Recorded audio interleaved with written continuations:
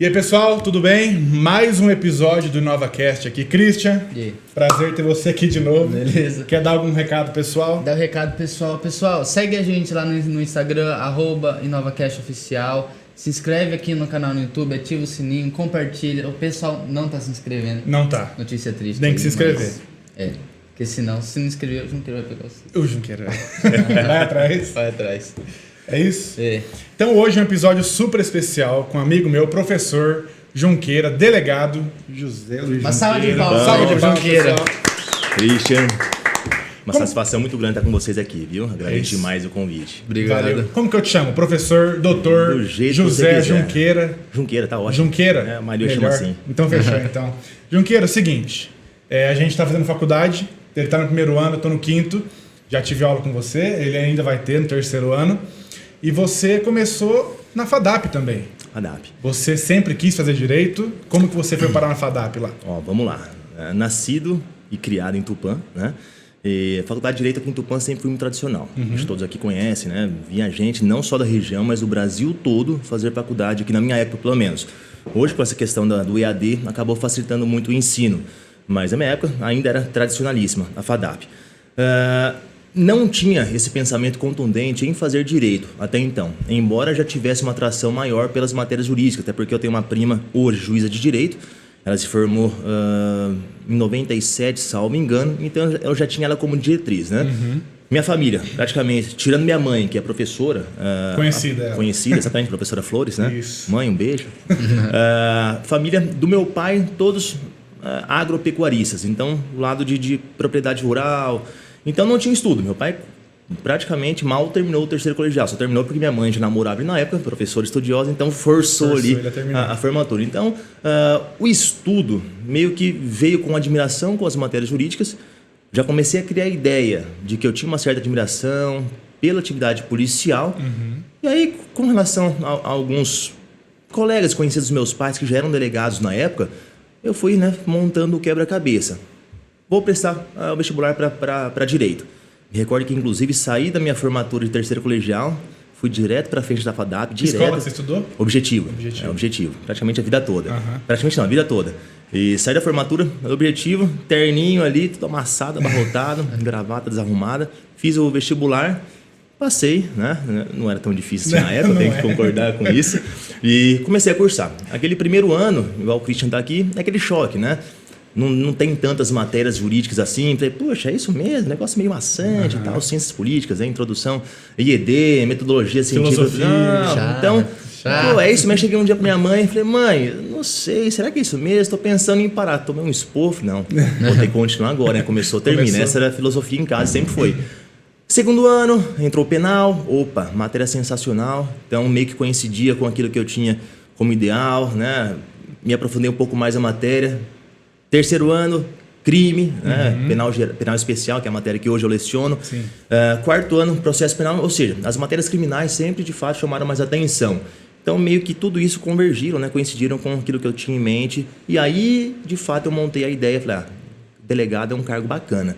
Só que eu ainda não acreditava muito que fosse possível. Né? Eu nunca fui de estudar. Era um pouco distante ainda. Exatamente. Eu vi a minha prima, que naquela época já era juíza, só que ela estudava muito, mas muito.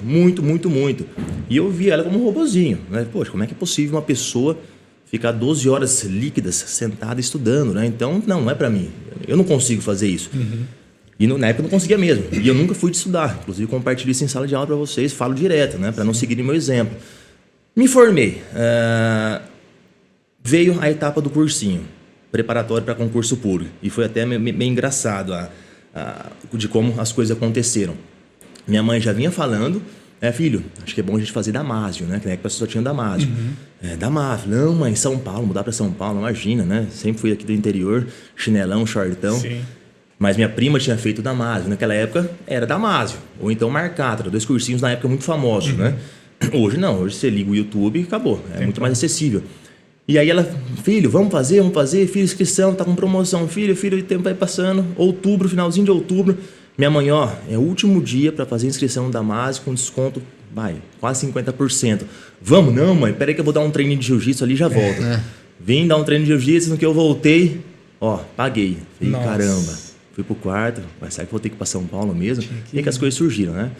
Deus mostrou pra minha mãe, ela foi, pagou e as coisas aconteceram. Fui pra São Paulo, nunca tinha pisado pé em São Paulo, só de passagem, pra ir pra praia, por exemplo. De repente tô morando em São Paulo, num cursinho. Que idade você tinha? Na época eu tinha 22 anos. 22 anos. Me formei com 21, né? Eu já fui para São Paulo com 21, né? E completei 22 no ano que eu fui para São Paulo em 2008.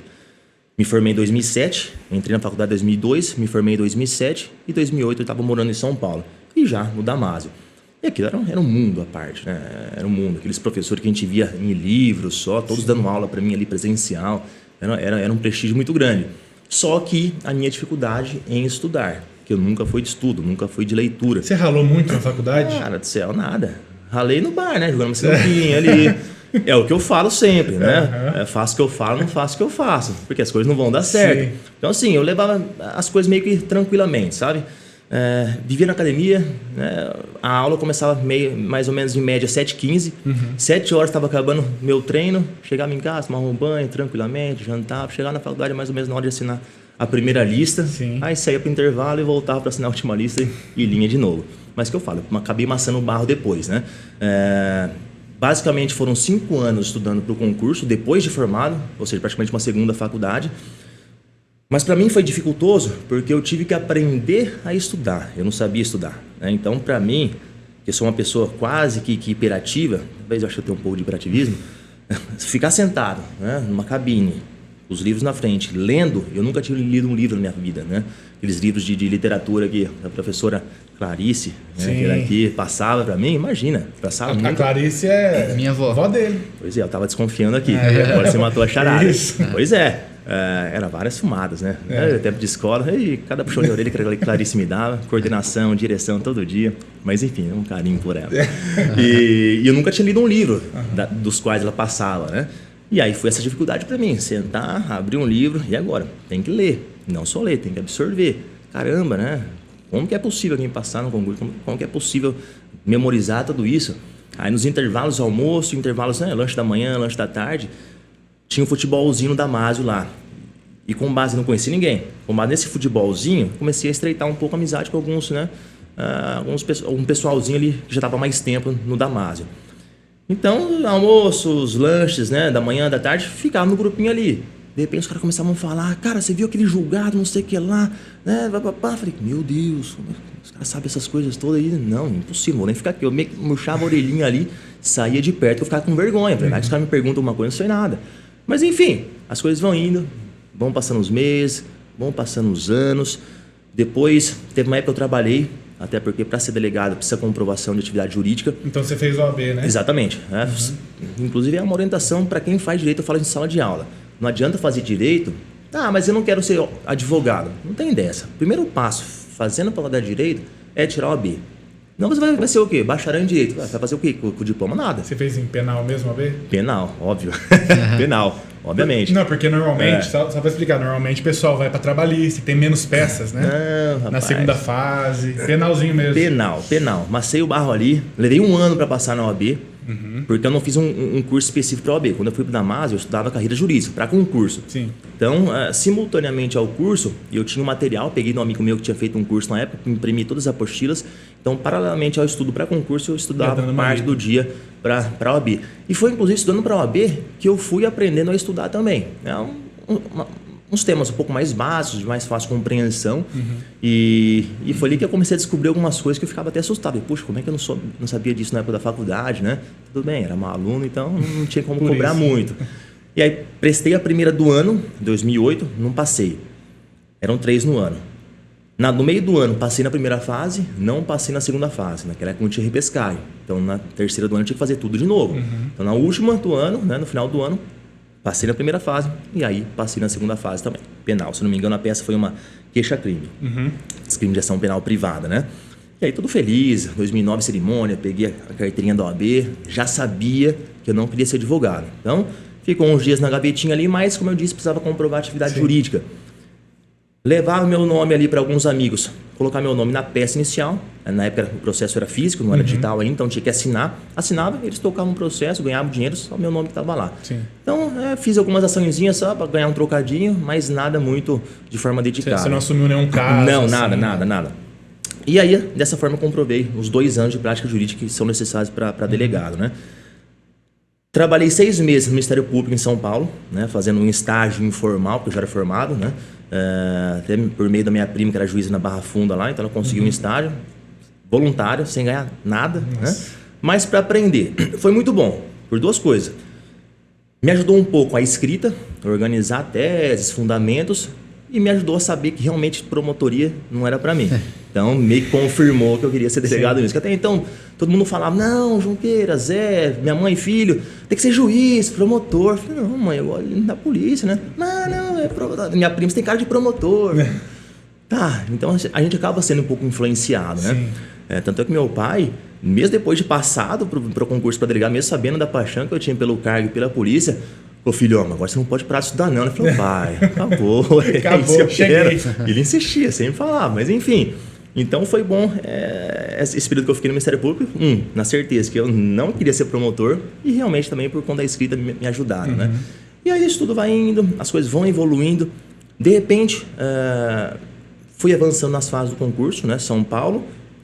Antes você fez em vários lugares do Brasil, né? Céu, como eu falei, eu sempre fui caipirão. Onde né? abria concurso, você ia. Aldeia, Tupã, né? Dancinha da chuva. Sempre fui aqui, não saí daqui, cara. De repente, eu estava viajando o Brasil todo, prestando um concurso para delegado. E viajei o Brasil todo, né? O pessoal fala, mas tão novo, Zé, tão novo, eu já é delegado. Rapaz, não sabe o caminho que eu percorri, né? Prestei, de baixo para cima, Santa Catarina, Paraná, Estado de São Paulo, prestei em 2011, tomei pau.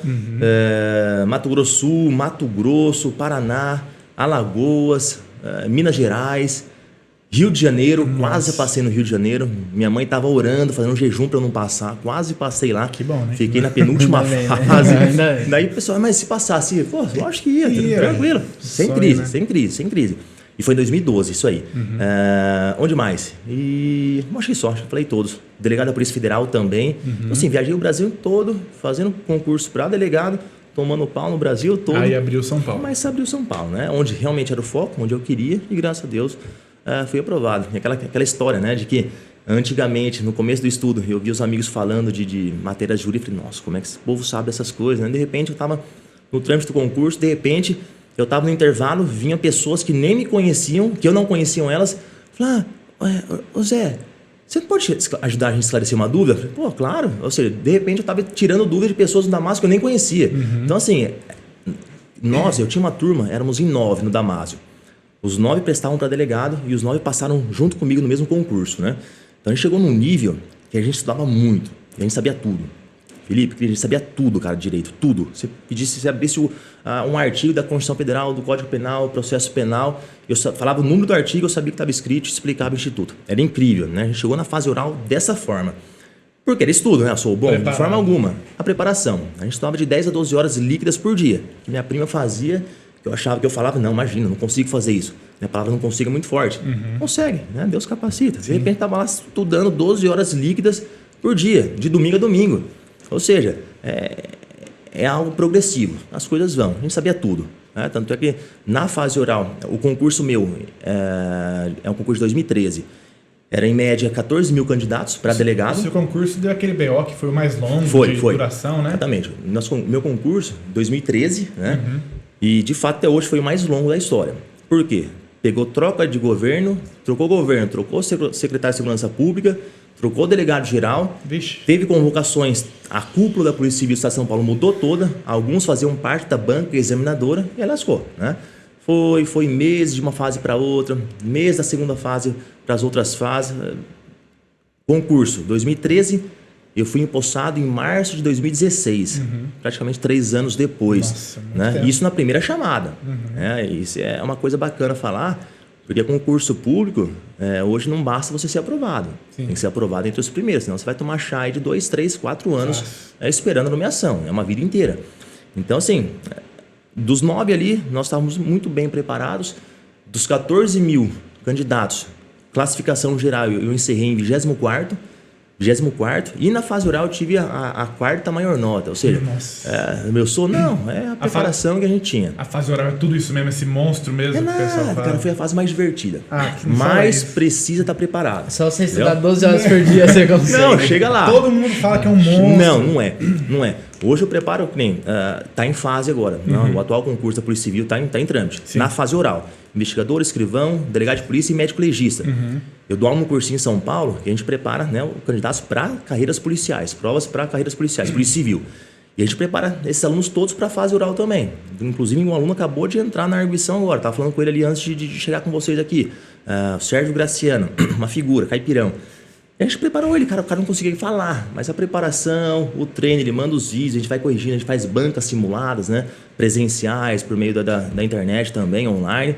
O cara muda, a pessoa muda, é técnica. Sentar, postura, falar é técnica. Então você pega um robozinho que não consegue falar em público, que trava, sua. Eu era assim, a pessoa se transforma.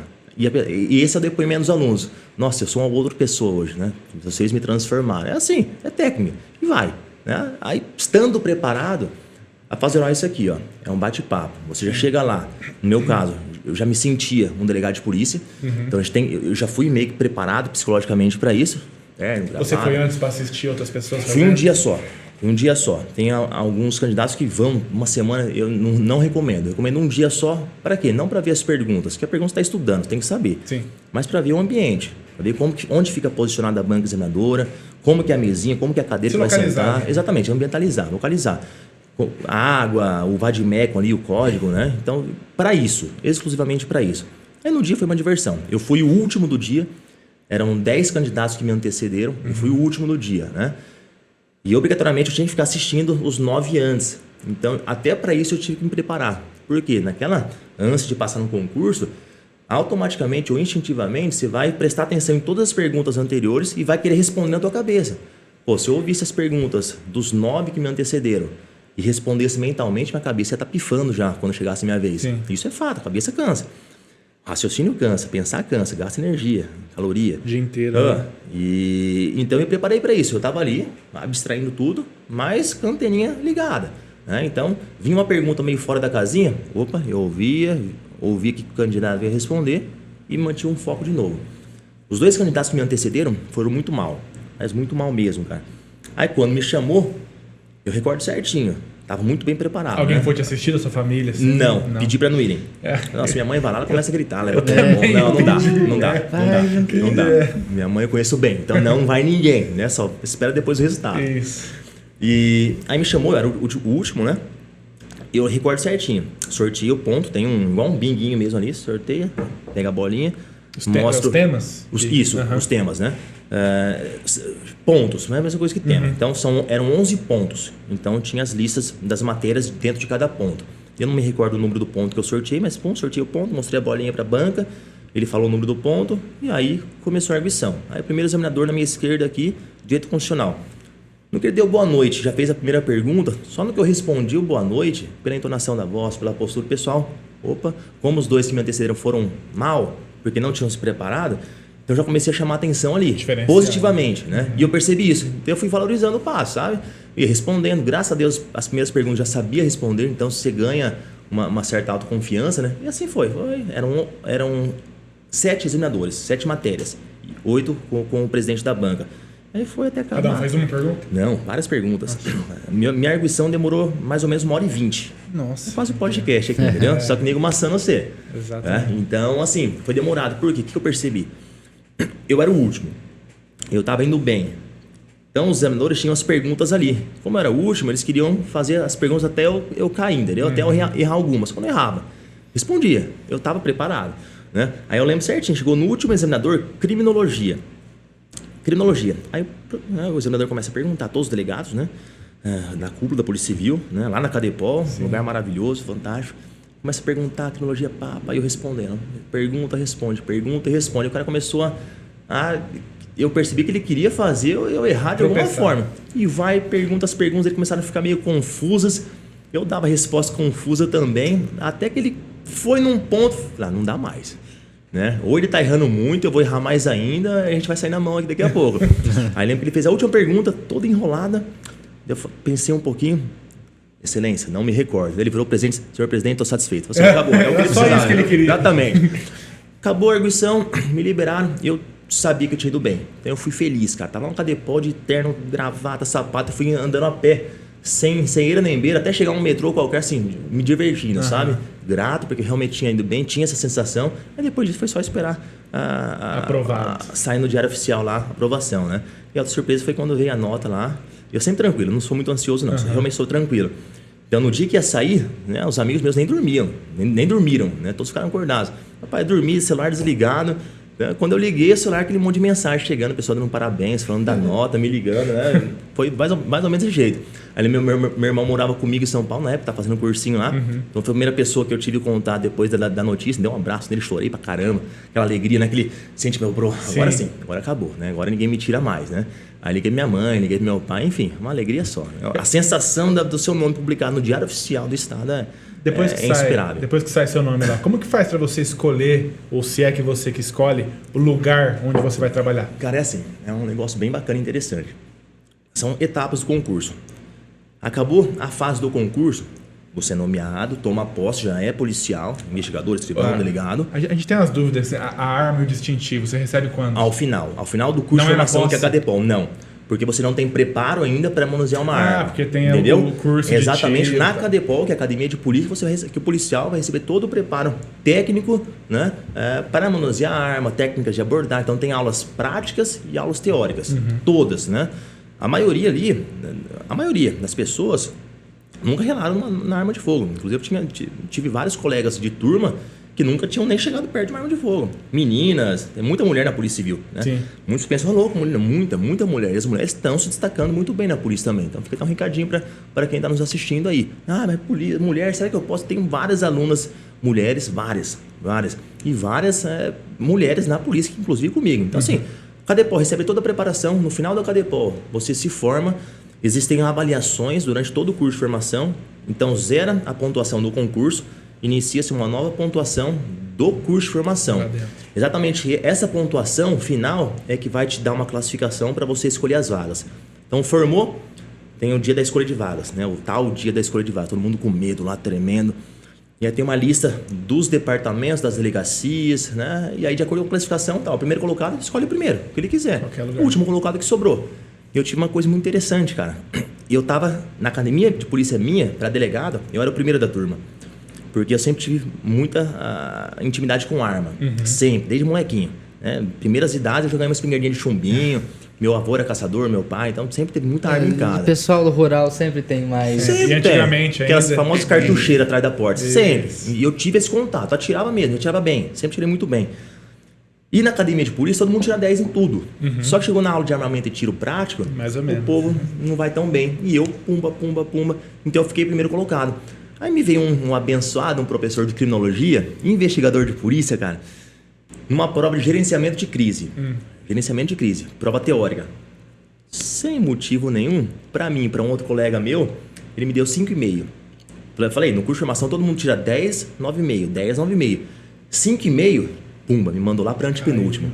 E é uma coisa que não recupera mais, não tem como. Porque eu vou continuar tirando 10 e todo mundo vai continuar tirando 10 também. Então eu fui para antepenúltimo. Então chegou no dia da escolha de vaga, acabou. Ou seja, fiquei lá de braço cruzado, todo mundo escolheu, não chegou meu nome. Eu lembro, perguntei para um amigo meu do meu lado, o Erivan, o que sobrou aí? Ó, Junqueiro, tem esse aqui, tudo zona leste da capital, né? Ah, excelência, 67 DP. Ah, no fim do mundo. 7 km pra frente do Itaquerão ainda. Ou seja, fui feliz da vida. Nossa, e ali eu aprendi pra caramba. Área periférica, favela, zona leste, criminalidade alta pra caramba. Mas ali você aprende a ser polícia, você aprende a conversar com a população, aprende a conversar com o ladrão. É interessante conversar com o ladrão, você tira informação conversando. E não é na truculência, no esculacho, é na trocação de ideia ali mesmo. Ó. Assumi o plantão na Zona Leste lá, já ia lá no Corró, que é a carceragem, a gente fala Corró, né, o apelido, conversar com os malas. Ele vai, 8, 10, 12 presos lá, ia cadeia por cadeia, cela por cela. Falou, chega aí, trocar ideia de boa? Começa a conversar, qual que é o B.O.? Assim, tal, e um por um. Com isso você vai entendendo a linguagem dos caras. É uma troca de confiança, uma troca de respeito. Respeito ele, respeito também. E com isso você ganha informação. Então, consegui várias informações durante investigações, conversando assim Os famosos malas que a gente fala, né?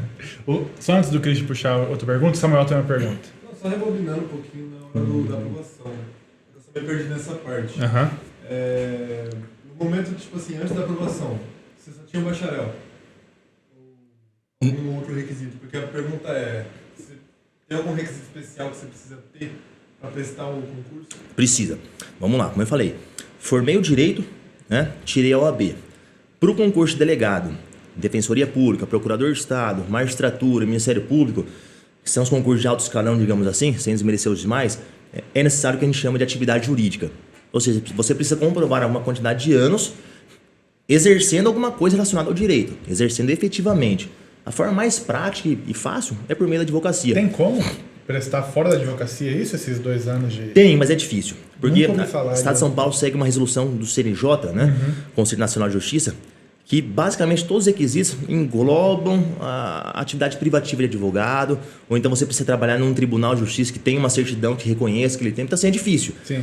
A pós-graduação conta, então eu tinha a pós-graduação, né? Em penal, processo penal, então contou como ano, e os demais foram com base na advocacia mesmo, igual eu falei, né? Os amigos colocando meu nome nas petições iniciais ali, ganhava todo o dinheiro, mas contava como atividade jurídica. Então é requisito para você tomar posse. Você pode prestar o concurso, mas se não comprovar, por exemplo, essa prática jurídica de 2 anos que exige para delegado, você não toma posse. Aí vai comprovar com a documentação lá, cadê as certidões? Não consegui, tchau, volta ao final da fila lá de novo. Fechou. Tá bom. Você falou que você tinha feito treinamento, aí você foi lá pra Zona Leste de São Paulo. Só que, cara, você ficou muito tempo estudando teórico ali.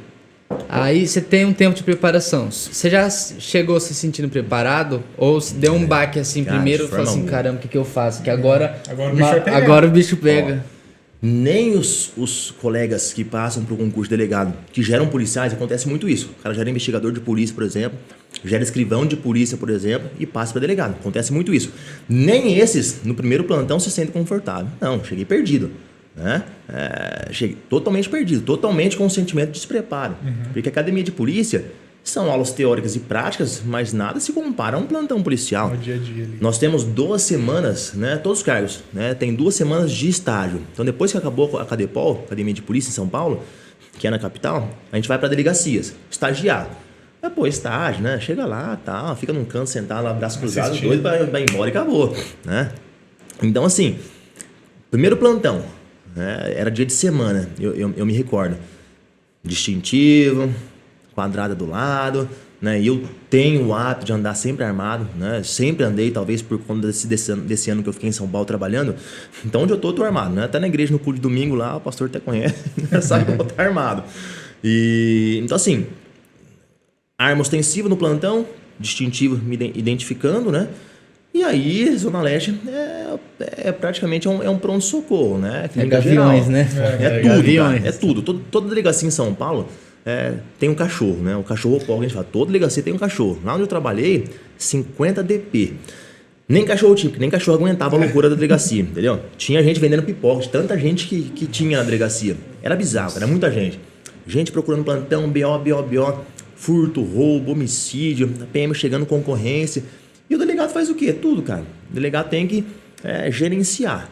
Então o negócio tá pegando fogo, você vai lá com calma, o delegado tem que ser uma pessoa ponderada, tranquila, você não pode pirar, não pode se estressar, não pode sair xingando todo mundo, você vai se lascar. Com calma, conversa com a equipe, ganha confiança da equipe, em primeiro lugar, ninguém me conhecia, todo mundo tem aquele receio, né? Quem que é esse cara aí, né? Grandão, orelha estourada, tudo. Deve ser um cabação pra caramba, né? Pra não falar outro palavrão. Enfim, não, cara, você começa a trocar ideia com a equipe, se apresenta, tem aquela primeira empatia, pô, parece que o doutor é gente boa, cara, legal, né, tal. Rapaz, ganhou a equipe, mais de meio caminho andado. É uma mão lavar a outra ali. Aí vamos para as ocorrências. Doutor, chegou aí a PM, doutor, tem uma pessoa que falou que foi roubada. Vai lá, conversa com as partes, conversa com a vítima, conversa com o policial militar, entende as ocorrências, delega as funções, né? E eu trabalho muito, cara. Eu tenho uma sistemática no plantão que eu acabo absorvendo partes que seriam de outros policiais, mas para mim. Mas porque eu sou meio perfeccionista. Então, num flagrante, por exemplo, parte do que seria a função do escrivão eu acabo fazendo. Então, as oitivas todas eu que faço. Eu ouço os policiais em depoimento, a vítima em declarações, o interrogatório iniciado, que seria o delegado mesmo, eu que faço. E eu monto o histórico da ocorrência no sistema. E como regra, isso quem faz, eu acabo fazendo, é o escrivão, né? Principalmente quando o plantão é conduzido por um delegado mais antigão. Então eu acabo absorvendo, mas é algo meu e eu vejo as minhas vantagens para isso. Então assim, eu acabo administrando tudo. Ó, escrivão, vai, cadastra o BO, cadastra as partes, aprende tal objeto não precisa aprender, pode devolver para a vítima, pode devolver para os familiares do iniciado, por exemplo. Ah, doutor, chegou o advogado aí. Ih, doutor, é PCC, hein? Rapaz, tranquilo, manda entrar lá. Né? O advogado chega, conversa, doutor, nunca tive. Sempre me perguntam se vocês iam perguntar ou não, São Paulo. Nunca tive nenhum episódio de corrupção, de me oferecer, nunca tive, cara, mas nunca tive mesmo. Tinha os caras que eram correria lá, correria é o cara que é do lado errado, né? Correria, corrupção. Tem em todo lugar, tem na polícia, tem na civil, tem na militar, tem no judiciário, tem no Ministério Público. O PCC hoje tem juízes, PCC tem promotores, PCC tem delegados, tem médicos. Né? Uma vez a gente estourou um hospital clandestino no meio de Paraisópolis com um médico do PCC. Ou seja, PCC hoje tomou uma proporção assim, absurda, invencível. Vai estar de uma empresa, né? Não. PCC já vai ter carteirinha. PCC superou, cara, uma organização criminosa. É praticamente uma máfia. Eles estão pagando faculdade de direito para os alunos para serem coisas deles. Exatamente, né? Exatamente. É tudo. Então, assim, realmente tem força. E a gente sabia quando era advogado do PCC, que normalmente quando é advogado do PCC, quando cai um irmão ali, o advogado chega na delegacia antes do cara. Então, ao invés que chegou o advogado ali, fica no cantinho ali, esperando, assim, cruzado, terninho e tal. Mas o que é? Parece que é advogado, mas aí daqui a pouco chega a ocorrência, PCC. Caiu, os irmãos já mandam, encosta lá, tá, uns 50 DP, tem um irmão lá. Então, a gente já sabia que era PCC só dessa forma. E corrupção rola, cara. Aí, então, eu fico feliz, porque comigo nunca teve, nem de oferecer. Recebia os policiais que eram correria, como eu falei, na minha sala. Pô, senta aí, trocava ideia pra caramba com os caras e nunca nem deixaram entender. Né? E diferentemente de outros colegas mesmo. Ô Junqueira, os caras lá vêm me oferecer direto. Eu falei, comigo não corre. Mas não, nunca nem. Ou seja, acho que a luz ali dá uma, né, questão de luz e trevas ali, o nego já se liga, né? O nego é ligeiro, então já entende bem o recado. E nunca precisei nem falar. Então, isso é uma coisa marcante para mim da época que eu trabalhei em São Paulo. Lá em São Paulo, nessa época, você ficou 10 meses lá? 10 meses. Quase 11 meses, Você lembra de alguma operação grande que vocês fizeram? Ou algum caso curioso que você passou? Deve ter tido vários, né? Operações marcantes, todas aqui já no interior. Porque São Paulo é um volume muito grande, então eu acabava não fazendo investigação em São Paulo. A questão era pagar o fogo do plantão. Sim. São Paulo é isso. Quem faz a investigação hoje, de fato, em São Paulo, são as especializadas. Né? Principalmente o DEIC, tem a delegacia especializada em crimes cibernéticos, crimes sexuais, o DHPP, crimes de homicídio, né? Crimes sexuais também. Então, esses, de fato, fazem investigações, né? Topíssimo, cara. A gente tem a melhor polícia do Brasil. Polícia Civil do Estado de São Paulo é a melhor polícia do Brasil. Tranquilo, tá? Estrutura. Tranquilo. Estrutura é fantástico. Né? A gente faz coisas, principalmente nas especializadas em São Paulo, os laboratórios, coisas assim, inimagináveis. Você encontra pedaço de cadáver enterrado. Nós temos sistemas que reconstruem a pessoa como ela seria na vida real. Isso aconteceu. Então, assim, a gente tem uma estrutura, sistemas... em diálogo com o FBI, inclusive, é fenomenal. Essa é a Polícia do Estado de São Paulo hoje, tá? E lá em São Paulo, a minha função era pagar o fogo do plantão. Eu ganhei a confiança do meu titular. Quando eu estava de plantão, ele ia lá, o titular, né? Junqueira, hoje eu tô seguro, hein? O Junqueira tá indo no plantão, hoje eu tô seguro. Ou seja, eu não fazia investigação lá. Os episódios mais interessantes, engraçadíssimos, cara, que teve lá em São Paulo, é atendimento ao público. Então, assim, plantão policial não é só ocorrência, não é só crime. Você é delegado, você é psicólogo, às vezes é psiquiatra, dá um remedinho ali pra pessoa ficar mais calminha, um preso lá dando trabalho, dá um calmantezinho pra ele. Ou seja, é tudo, cara, clínico geral. E as pessoas que procuram, cara, tinha lá, umas 2 ou 3 pessoas transtornadas. Queria fazer BO, porque tinham colocado um chip na cabeça e ficava falando com ele, que mandava em tal lugar, não deixava em paz, e que ia vir um disco voador. Que vem um alien. Exatamente Como isso. Você vai intimar um alien pra depois. Exatamente isso. Não, e é exatamente isso, tem várias histórias. Tem delegado que põe e faz o BO, cara. Geralmente circulam uns BOs aí de vez em quando, desses casos cabeludos, digamos assim. E tinha uma, cara, Raquel. Eu lembro o nome dela certinho. Ela me stalkeou depois, cara. Me encontrou no Instagram, no Facebook, mandava mensagem. Ela tinha uma síndrome de perseguição. E ela falava que entravam na casa dela, cara, pedir busca na casa dela para tentar realmente investigar na medida do possível. A gente foi na casa 2 vezes. Ali, tá vendo? É ali que eles entram, então. Tá vendo aquilo ali? A pegada. A gente olhava assim, os investigadores e nada, e ela alucinada, assim, olhava para cima. Falei, cara, a gente fica até meio com medo, no meio da favela, cara. Aquelas casinhas uma em cima da outra. E ela falando. Mas enfim, o que mais eu achava interessante era o tipo de pessoa que procurava a gente no plantão relatando situação que não era de crime. Pessoas malucas. Esse é o plantão policial em São Paulo. Nossa. Eu lembro no terceiro ano, quando você me deu aula, foi penal ou processo penal? Penal. No quarto ano, você também estava dando aula pra gente. Medicina legal. Você pegou, acho que os últimos 6 meses, exatamente, né? Os 2 últimos bimestres. Que o professor precisou ir embora, o outro professor. Exato. E tem uma diferença gritante ali. E a gente assusta, porque você conta casos absurdos, cara. Acho que todos os casos que você trouxe pra gente ali foi casos já aqui, né, da região. Mas, cara, suicídio. Você contou que você teve que levantar o corpo cara, a academia de polícia não prepara você pra isso, de forma alguma. Pra você chegar no local e ver um corpo aberto ali. Sim. O primeiro contato com um crime de homicídio que eu tive foi em São Paulo. Eu podia ter contado isso, né, cara? Foi o segundo plantão meu. E a vítima tinha tomado 30 tiros. Soube que eram 30 tiros depois do laudo pericial. Sim. E 16 só na cabeça. Então, assim, chegou lá, lugar isolado já. A polícia militar geralmente chega primeiro mesmo. Sim. Aconteceu alguma coisa, eu não avisaram, não tem boca. PM chega, já isola o local pra gente, aciona o plantão, o delegado vai, já aciona a perícia, vamos pro local. Olhando as filmagens, cara, tem um barzinho no meio da favela, foi acerto de contas, né? Agora o motivo a gente não descobriu. Tava no barzinho dele, encostou uma EcoSport branca, desceram 4 indivíduos, sem capuz, sem nada. Tranquilo. Todos armados. Pegaram o cara atrás do balcão, fuzilaram o cara, né? Todos com pistola. Aí eu chego lá, tava fechado, isolado, fechado, aquela porta de rolar, né? De barzinho normal, o sangue descendo na escadinha assim.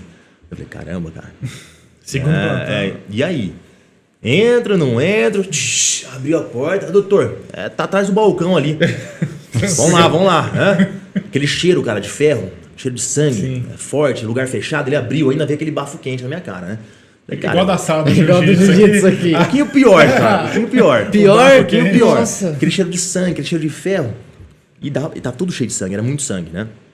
Falei, bom, vou lá, né, cara? Ver o presuntão que a gente fala, né? O presuntão é o defunto ali. E aí, pô, acho que eu não sei a reação, então eu vou devagarzinho. Se der aquela amolecida, eu dou uma escorada no balcão ali. Beleza. Cara, aí foi. Aí virei assim o balcão. Aí eu vi. Aí tranquilo. Então ali eu sabia que eu podia ir, sabe? E aí com isso você vai se adaptando, cara. A experiência leva essa questão de não se impressionar, né? Cadáveres, já em a fase avançada de putrefação, o cheiro é muito forte, né? A carne humana realmente é o pior cheiro que tem. O pior cheiro. Então quando eu já fui... ou quando vou em locais que tem encontro de cadáver, independente do crime, mas um cadáver lá já em estado avançado de putrefação, o cheiro é muito forte, o cheiro fica na roupa, cara. É incrível, fica em você, fica no seu nariz. Então você tem que botar a roupa pra lavar mesmo, parece que você sente o cheiro depois, você fica com essa coisa, sabe? Mas assim, ficar impressionado, eu nunca fiquei e não fico. Você acha que tem a ver de você se acostumar com isso? Porque você sabe todos os detalhes tecnicamente? Digo, porque quando na medicina legal... a gente aprendia sobre objetos cortantes, contundentes, quando a pessoa morre o sangue vai para baixo. Então você já vê um corpo, já começa a analisar tecnicamente. Isso ajuda. Tudo que aconteceu, você começa a ficar mais frio. Isso ajuda. Você não tem tempo muito para ficar racionalizando ali aquela pessoa que está morta, né? Com larva já andando. Então, começa a ver as isso ajuda. Isso aí, gostei, Filipão. Lembrou dos institutos aí, bacana. Instrumento pré-cortante, né? Só lembrei esse agora. E é exatamente isso. E a medicina legal, ela é tão importante, interessante, que ela te possibilita de fato ali, no primeiro contato, saber quanto tempo está morto. Ou possivelmente até a causa da morte, pela análise da lesão, do instrumento, né, que causou a lesão. Isso realmente é muito importante. Então, essa matéria que hoje eu leciono na faculdade também, medicina legal, contribuiu ainda para a experiência, porque a gente tem que estudar mais para poder dar aula. Sim. E é o meu dia a dia, né? Isso é realmente muito interessante. E a questão desses locais de suicídio sempre são locais muito marcantes, cara. Eu já falei em algumas palestras disso, inclusive na FADAP. O cenário, o local de suicídio é disparado o cenário pior que existe. Mais carregado, pesado, triste, cara. Você consegue sentir. sabe? Você consegue sentir aquele peso, aquela tristeza no ambiente. É pior do que um cadáver aberto? Não, muito assim, pior, muito sério? pior, muito pior. Porque você chega lá, o cara geralmente enforcamento, o cara tá pendurado, cara. Penduradão ali. E não tá assim, onde tem luz, né? Com a televisão ligada. Não. A pessoa não se mata, não se suicida assim. A pessoa vai para um fundo, para um quartinho do fundo, pra oficina do fundo, pra um banheiro com a porta É pra fechada. família não ver? Que ele Exatamente. né? Porque quem se mata, né? Ela tá pondo fim em um sofrimento. A ciência estuda isso, né? Psiquiatria e psicologia. Ela tá pondo fim num sofrimento. Ah, covarde, não aguentou de forma alguma. Para chegar até o ponto de se suicidar, realmente, ela até tentou, não conseguiu ajuda externa, as pessoas talvez não identificaram que precisava dar uma ajuda a mais. Ela realmente foi no fundo do poço e não conseguiu submergir de novo. Pôs fim ao sofrimento dela por meio do suicídio. Então, aquela carga, né, de tristeza, de depressão fica no ambiente, cara. E normalmente é um ambiente escuro, afastado, quartinho fechado, ou então no meio de um mato, e aquele cenário a gente pega. E nesse caso que eu te disse, né, um senhor já de idade se suicidou em enforcamento, fios, né, tinha os fios, aqueles fios brancos de televisão, de antena, Sim. só enrolou assim, pumba, e ficou suspenso. E é uma cena horrível. Horrível. Né? Você já vê o pescoço Não, horrível, do lado. horrível. Tem vezes que você acaba encontrando gente da família, assim? Tipo Normalmente assim, a família que chama? Já tá junto, normalmente é a família. Né? Normalmente é a família que encontra. E deve pegar muito, assim, a parte do psicológico. Você tinha falado assim... Não. Aí você chega lá, cara, você é o delegado. Aí tá a família já em luto ali, sofrendo pra caramba, cara. Tá lá, tá vendo e não pode mexer. Né? Tá vendo lá o cara pendurado, não pode fazer nada. Tem que ficar preservado. Então você tem que chegar lá, você tem que ter uma sensibilidade.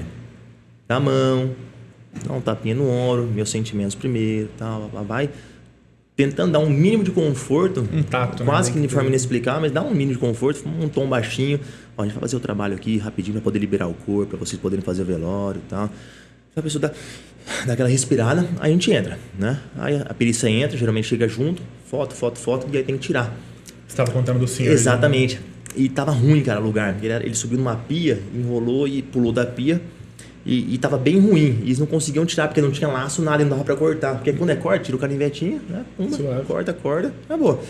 E aí vai eu ali, né? Vai. Cara, vou ter que ajudar, né? Vai, de boa. Peguei na perninha, já tava duro já. Então levantei aqui, desenrolou. Porra, cara, tá no meu colo, né, cara? O que eu vou fazer agora? Vou soltar? Não. Aí vai, dá aquela escorregadinha, vai, deita no chão. E aí foi.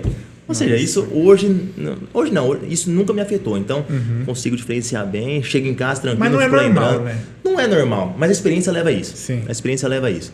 Agora, quem leva pra casa isso vai ficar perturbado. Esse é o grande lance da polícia, cara. Você não pode levar as ocorrências pra casa. Não pode, né? Hoje a profissão, falando de suicídio, tem um dos maiores índices de suicídio são policiais. São policiais, médico e policial. Policial faz porque todo policial tem uma arma. Sim. Não vai precisar pegar uma corda, tacar ali, pumba, acabou a história, entendeu? E justamente por conta disso. O volume de trabalho está muito alto, o crime está muito alto, a cobrança está muito alta. Episódio de assédio moral no trabalho, também nós tivemos uma escrivã linda, nova, em Minas Gerais, que suicidou. Tinha até vídeo dela debatendo com um possível delegado, não dá para saber ou não que não aparece. Né? Já tinha alegado, estava sofrendo assédio moral. Enfim, esse é o cenário. Então, assim, a polícia trabalha com a parte ruim, cara, né? A gente trabalha com coisa boa, a gente trabalha com o crime apagando incêndio, entre aspas, né? Prendendo, com o crime. Então é só coisa ruim. Então se você não souber fechar a porta da delegacia e deixar o que aconteceu dentro da delegacia e levar para casa, você pira, né? Teve um caso emblemático, a gente pode até conversar. Sim. De uma investigação grande que eu peguei aqui, né? do homicídio do açougueiro aqui de Tupã, do Aguinaldo. Foi o que o carro dele, encontraram o carro pegando fogo. Exatamente, o corpo do lado. Quer falar sobre isso? Pô, podemos falar. Vamos falar. E esse caso, Tupã inteiro me via e vinha me perguntar. Foi aqui ou foi em Parapuã? Foi em Parapuã, por isso que a investigação caiu para mim. Sim. Não é só falando, eu sou titular de Parapuã, então as investigações dos crimes que acontecem em Parapuã e no entorno são todas minhas. E você faz plantão aqui também. E faço plantão pela CPJ Tupã, né? Todos os delegados fazem essa mesma sistemática. E naquela época, depois eu volto do início, naquela época, o Tupã inteiro queria saber, cara. Então eu meio que me isolei um pouco, ia na academia, que eu não fico sem academia, nos horários estratégicos. Nessa época eu estava indo armado na academia, porque a gente sabia que a investigação, os autores já eram ciganos, teve um ponto da investigação que a gente já sabia quem eram os autores, ciganos, pessoas perigosas e que matam. Sim. De graça. Matam. Vamos matar aquele lá. E a gente estava com interceptação telefônica. E os caras estavam falando de mim. O delegado de Parapuã lá já deu alguma entrevista e tal. Vi que no site da cidade que estão investigando e tal. Ou seja, estão falando de mim. Então, ou seja, vamos ficar um pouquinho mais precavido, Mas né? você fica meio precavido, mas não dá um medo forte assim? Não dá, ou cara, você fica mais tranquilo? não dá. Eu não tenho medo. Normalmente os colegas também não têm. É natural.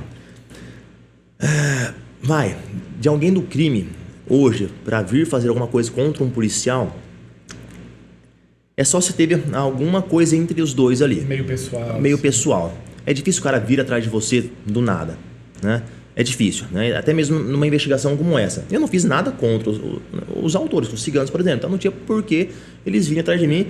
Mas só para não investigar, mas vai continuar sendo investigado. Então, me matando, por exemplo, não vai tornar eles impunes. Então eu não tinha esse medo, né? A gente ficou preocupado com família, né? Então, alguns cuidados que eu conversei com a esposa e tal. Já tinha filhinha pequena na época. Então, alguns cuidados a gente acaba tomando a mais. Mas eu principalmente, né? A gente acaba sendo exposto, né?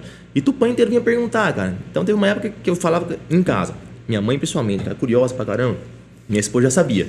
Então, eu falei, pelo amor de Deus, eu chegando em casa, não me pergunte desse caso. Combinar? Não, tá bom. Quando acabar, eu conto tudo certinho. E assim foi. Então, eu chegava em casa de boa.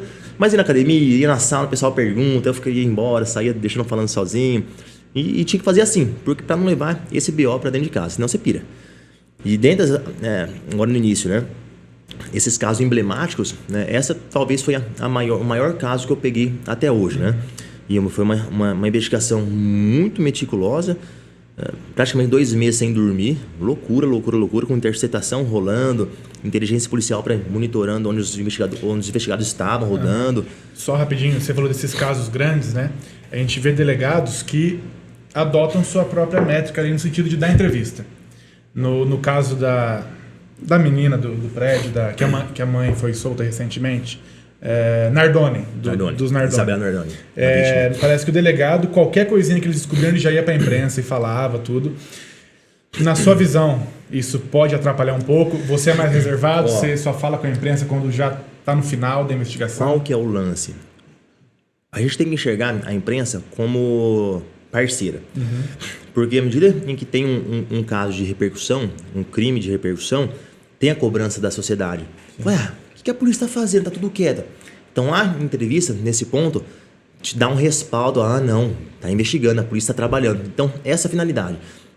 Durante essa investigação dos ciganos, eu dava algumas entrevistas só que a gente tem que tomar cuidado para não dar spoiler da investigação. Porque os caras estavam me monitorando, estavam pesquisando diariamente ali as minhas entrevistas, eles assistiram as entrevistas, tudo. Então, a gente tem que tomar cuidado para não falar na investigação. E a ideia, quando você começa a falar, o microfone, cara. Então, assim, tem que segurar a língua. Porque às vezes começa a falar, o repórter pergunta ali, até a Globo veio fazer entrevista na época, TV Fronteira aqui de Prudente, e perguntava na investigação. Então tem que tomar cuidado, tem que evitar falar que tem interceptação telefônica, por exemplo, né? Então essa é a dificuldade. Mas é um ponto positivo dar entrevista, porque dá aquela acalmada na sociedade. Sim. Então é algo quase que necessário. E tem orientações, inclusive, nesse sentido para dar entrevista. Aí normalmente, caso de grande repercussão, os superiores da polícia tentam escolher um delegado ali que vá dar uma entrevista legal, né? Que nem teve delegacia onde eu trabalhava em São Paulo, teve um latrocínio, roubo seguido de morte, pesado, e o delegado que estava no plantão deu entrevista. Na Band, não, aqui na Zona Leste o crime está aumentando muito. Você vai falar isso em rede nacional que o crime está aumentando muito? No dia seguinte ele tomou bonde. O secretário de Segurança Pública ligou na hora pro titular da delegacia e falou, você não fala na televisão, né, bicho? Tem que falar que tá controlado. Rapaz, foi pra delegacia lá do outro lado da cidade. Ou seja, tem que saber o que falar, tem que tomar cuidado. É isso. Porque você tá sendo porta-voz de um órgão público. Exatamente. Tem que tomar cuidado. E nesse caso, vamos lá, de grande repercussão. Teve homicídio, né? Tupaense. E por que eu que assumi a investigação? Porque foi na área de Parapuã. Né? Um carro queimado, o cadáver do lado do carro. Então foi uma investigação que realmente demandou maior número de policial, tinha a parte da investigação, a parte da inteligência policial. A investigação vai a campo, levantando filmagens e tal. A gente conseguiu mapear por onde o carro da vítima circulou na cidade toda, já perseguido pelo caso dos autores, mas eles estavam ali já em conversa nesse momento. Depois disso, que a gente identificou os principais investigados, interceptação telefônica, então a gente acompanhava eles conversando. E eu lembro um domingo, umas 15 para 7 da noite mais ou menos, me ligaram da investigação, falaram, doutor, sabemos agora onde eles estão. São José dos Campos. Estou com o endereço aqui. No domingo, na segunda, representei já para o juiz. Prisão, busca e apreensão. Confirmou o endereço na segunda-feira. Terça-feira estava indo para São José dos Campos. Passamos a noite lá, éramos em 16 policiais. Todos daqui? Todos daqui. Eu selecionei ali realmente os que tinham mais perfil para esse caso. Eu que estava chefiando a investigação. É uma responsabilidade gigantesca, porque eu tenho que organizar até o hotel. Tem que reservar o hotel, tudo certinho, trajeto, tudo mais, horários. E até então, coloquei os nomes dos policiais que iriam participar, mando pro seccional, o seccional convoca, né? Não é um convite, mas todos ali foram felizes, porque o caso era realmente bacana. Chegamos lá na São José dos Campos, terça-feira, final da tarde, 5 horas da manhã, todo mundo reunido no saguão lá do hotel. E aí que eu vou fazer o famoso briefing, né? Vou falar o que vai acontecer. É essa hora que solta aqueles vídeos dos policiais conversando. Exatamente. É isso que eu fiz o negócio mais discreto. Não tinha ninguém filmando. Mas ali que eles realmente souberam o que estava acontecendo. Eles tomam cuidado para não falar antes. Eles só sabem ali. Assim, sabiam para que era. Sabia que era do caso Aguinaldo, que é o açougueiro, né? Mas não sabia o que a gente estava fazendo lá. Entendi. Aí lá eu falei, os investigados, os 3, estão aqui. Mandados de prisão decretados contra ele, busca e apreensão para entrar na casa. Só que São José dos Campos é uma cidade gigantesca. O endereço que estava dando era na penúltima rua da cidade, cara. São José dos Campos, penúltima rua da cidade. Tinha o endereço onde eles possivelmente estariam, a rua de trás e mato. Nossa. Então assim, aí fomos pro local, entramos, terreno gigante, cigano pra todo lado, acordando, criança, descendo de rapel. Rapaz, cigano pra todo lado. Cadê? Não, é incrível, cara. Abria carro, o nego dormia dentro de carro, barraquinha dentro do terreno, tudo dentro do terreno, sabe? Cachorro, gato, papagaio, enfim. Aí, cadê os alvos? Não estavam lá. E tava dando a antena do sinal do celular lá dentro. E nada. Aí conseguimos conversar com um lá, depois de 2 horas conversando. Achamos o primo de um lá, ele mostrou, falou onde tava. Pusemos ele na minha viatura descaracterizada, ele foi, tá aqui, trouxemos de volta e fomos para outro lugar, que era próximo. Aí Puma caindo para dentro, estavam lá, mesmo todos dormindo, já tava com outra arma já, você tava armado. Então assim, cigano é isso, cara. É arma, os caras matam. A gente cumpriu busca em São José dos Campos, onde a gente efetuou a prisão. A gente cumpriu busca em Fernandópolis, Jales. O carro a gente apreendeu em Fernandópolis, estava escondido lá, o carro que foi utilizado no crime. A gente foi na casa deles em Jales. Dentro da casa, munição pra caramba, ouro pra todo lado. Casa cigana, não tinha ninguém na casa, cara. Dinheiro. Na casa inteira, dinheiro. Nota de 100, 150, 150. A gente entrou na casa, não tinha ninguém. Aquele monte de dinheiro, aquele monte de ouro. A gente achou as munições 9mm também, que foi a munição utilizada no assassinato, né? Aí, o primeiro obstáculo. E agora essa porcaria desse dinheiro? Era R$5.000 em dinheiro vivo. E agora? Se a gente não tinha interesse nenhum para investigação. E é bucha prender dinheiro assim. Tem que fazer depósito, depois não tem que devolver porque não tem relação com a investigação. O que eu vou fazer com esse dinheiro? Se eu deixar aqui, a gente vai sair da casa, o nego vai ver que a gente saiu, deixou aberto, o nego vai entrar para ver o que aconteceu, vai levar esse dinheiro embora. Depois quem que levou o dinheiro? A polícia. Da mesma forma, eu não queria levar o dinheiro. Tinha uma bucha O que eu faço agora? De repente, apareceu uma cabecinha um abençoado, cabecinha no portão. Vem cá, você mesmo, cara. Vem cá. Aí ele falou, era sobrinho de um dos moradores. Cigano mora em grupo, né? Você mesmo, filhão, você vai acompanhar. Não, você vai acompanhar a gente, tranquilo, não é nada com você. Mas esse dinheiro aqui, eu vou fazer exibição, apreensão e vou entregar na tua mão, você é o responsável pelo dinheiro, tá bom? Você entrega pro seu tio. Não, beleza. Então, sim, eu tinha um documento formal, contou. Que um familiar pegou. O dinheiro eu peguei, tá com ele. Se alguém reclama, não, tá aqui, ele assinou. Aí mata ali. Então, realmente foi uma operação, uma investigação que realmente marcou, acho que a maior minha como responsável até hoje e o principal, né? 100% sucesso. Os 3 estão presos até hoje, né? Possivelmente no ano que vem a gente tem o júri que vai ser os até convido vocês para assistirem lá. E na hora da invasão, é aquela cena de filme mesmo? Cara, Fuzil na mão, gás lacrimogêneo. Eu ia perguntar, é mesmo igual nos filmes, assim? Que os caras... É exatamente igual ao filme. Gritando, gás lacrimogêneo. Só não tem o gás. Em alguns locais até é possível utilizar bombas, né? Tem bomba de luz, bomba de som. Pra desnortear. Exatamente. Tem. Se é um local confinado como esse, eu não posso soltar uma bomba de som. Não, todo mundo fica surdo, nunca mais escuta. Estoura o timbre. Então, uma bomba de luz. Ela tem aquela luminosidade para cegar né? E não tem barulho. Na hora no carro aberto, pode usar de som, por exemplo. A pessoa fica desnorteada mesmo, né? E realmente é cena de filme. Lá, eu tava com um fuzil, né? São poucos que possuem habilitação para portar fuzil na seccional. Então, É um curso? é um curso. A Cadepol não te habilita para fuzil nem para carabina, que é a submetralhadora. Você sai apto a portar calibre 12, revólver, qualquer tipo de revólver e pistola. É o básico para sair da academia de polícia. Pistola, 9mm, Qualquer uma. Aí tem os cursos complementares. Submetralhadora, que é o TAT 1 que a gente fala, e fuzil, que é o último, né? Eu ainda estava em São Paulo quando eu tirei os dois. Tem que fazer sequencial. Então eu tirei o TAT 1 primeiro, submetralhadora, que é a munição de pistola, mas numa arma longa, é a carabina que a gente fala, e para fuzil também. Então eu estava com fuzil, eu era o único que estava portando o fuzil, tinha outro policial que estava com a carabina. O fuzil é arma de impacto moral. Você chega num lugar com um fuzil e os caras estão trepados até os dentes, trepados armados, né? Fazer uma perguntinha. Eu tinha visto, cara, acho que era fuzil. Quantos quilômetros pega a bala? Você sabe, né? Cara, depende do calibre, mas normalmente mais de 3 mil metros por segundo ao quadrado. Realmente é muito alto. Hoje, a gente tem o calibre permitido e o calibre restrito. Antes, essa divisão era feita pelo calibre nominal.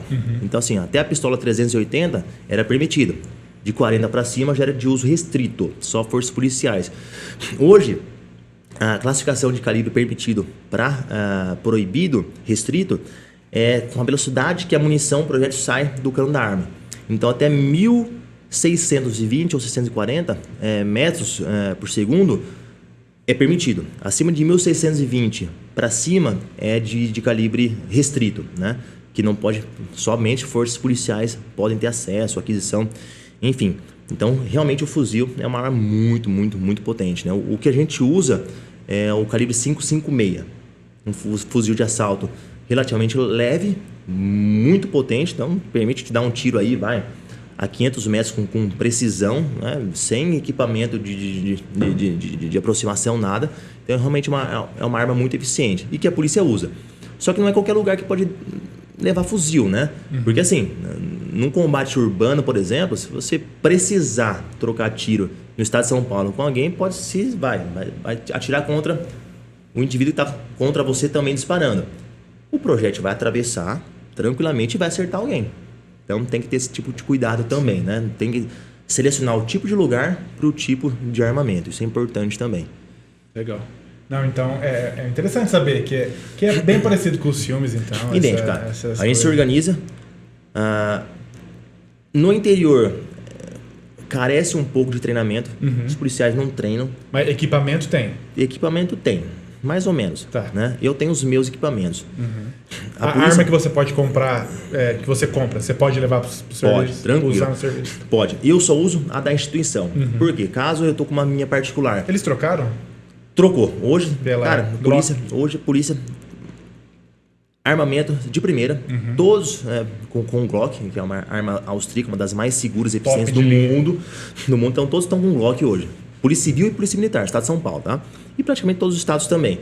Então, assim, eu opto por sempre estar com a arma da instituição, porque se eu me envolvo com uma ocorrência que tem que fazer, atirar contra alguém, por exemplo, intervenção, é a arma da instituição que vai ser apreendida, não a minha particular. Sim. Entendeu? Então, eu sempre estou com a arma do Estado mesmo, que é uma arma boa hoje.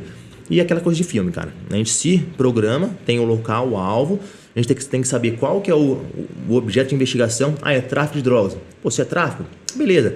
Dá para ir um pouquinho mais tranquilo, ver se a porta está aberta antes, tenta pela porta do fundo, cerca o local. Hoje é quinta. Terça-feira fiz uma operaçãozinha em Quintana. Estou respondendo por Quintana, a gente fez um flagrante lá. O alvo, o investigado, tráfico, e tinha informação de que estava na poste uma arma de fogo e estava falando que ia dar tiro em polícia. Em Quintana, aqui do lado. Ou seja, traficante, o pai era PCC, tá solto agora, vida inteira preso. Que beleza. E ele tava com uma arma de fogo e tava falando pelo WhatsApp entre os amigos que ia dar tiro em polícia. Ou seja, vamos lá, chegou a informação pra mim. Vocês devem gostar pouco, né, desses cara. casos. Rapaz, que coisa deliciosa. Você entrar na casa do cara, pegar ele dormindo, aquele friozinho, você tira a cobertinha da cara dele assim, é uma coisa maravilhosa. Vem sendo tropa de elite, acordando o cara, Não, exatamente, né? exatamente. É desse jeito, cara. Exatamente desse jeito.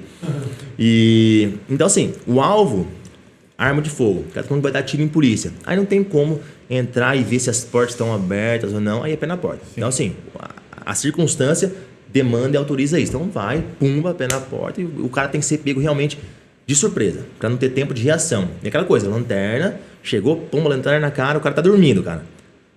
Você tá dormindo, quando você acorda, se acender a luz do teu quarto, você vai ficar meio, né? Então você imagina com uma luz ali, de 500 lumens na cara, que é a minha, o cara fica cego uns 5 minutos, cara. Porque ele vai abrir o olho e vai ver a lanterna na cara, ele vai demorar uns 5, 10 minutos pra começar a enxergar. Então esse é o elemento surpresa.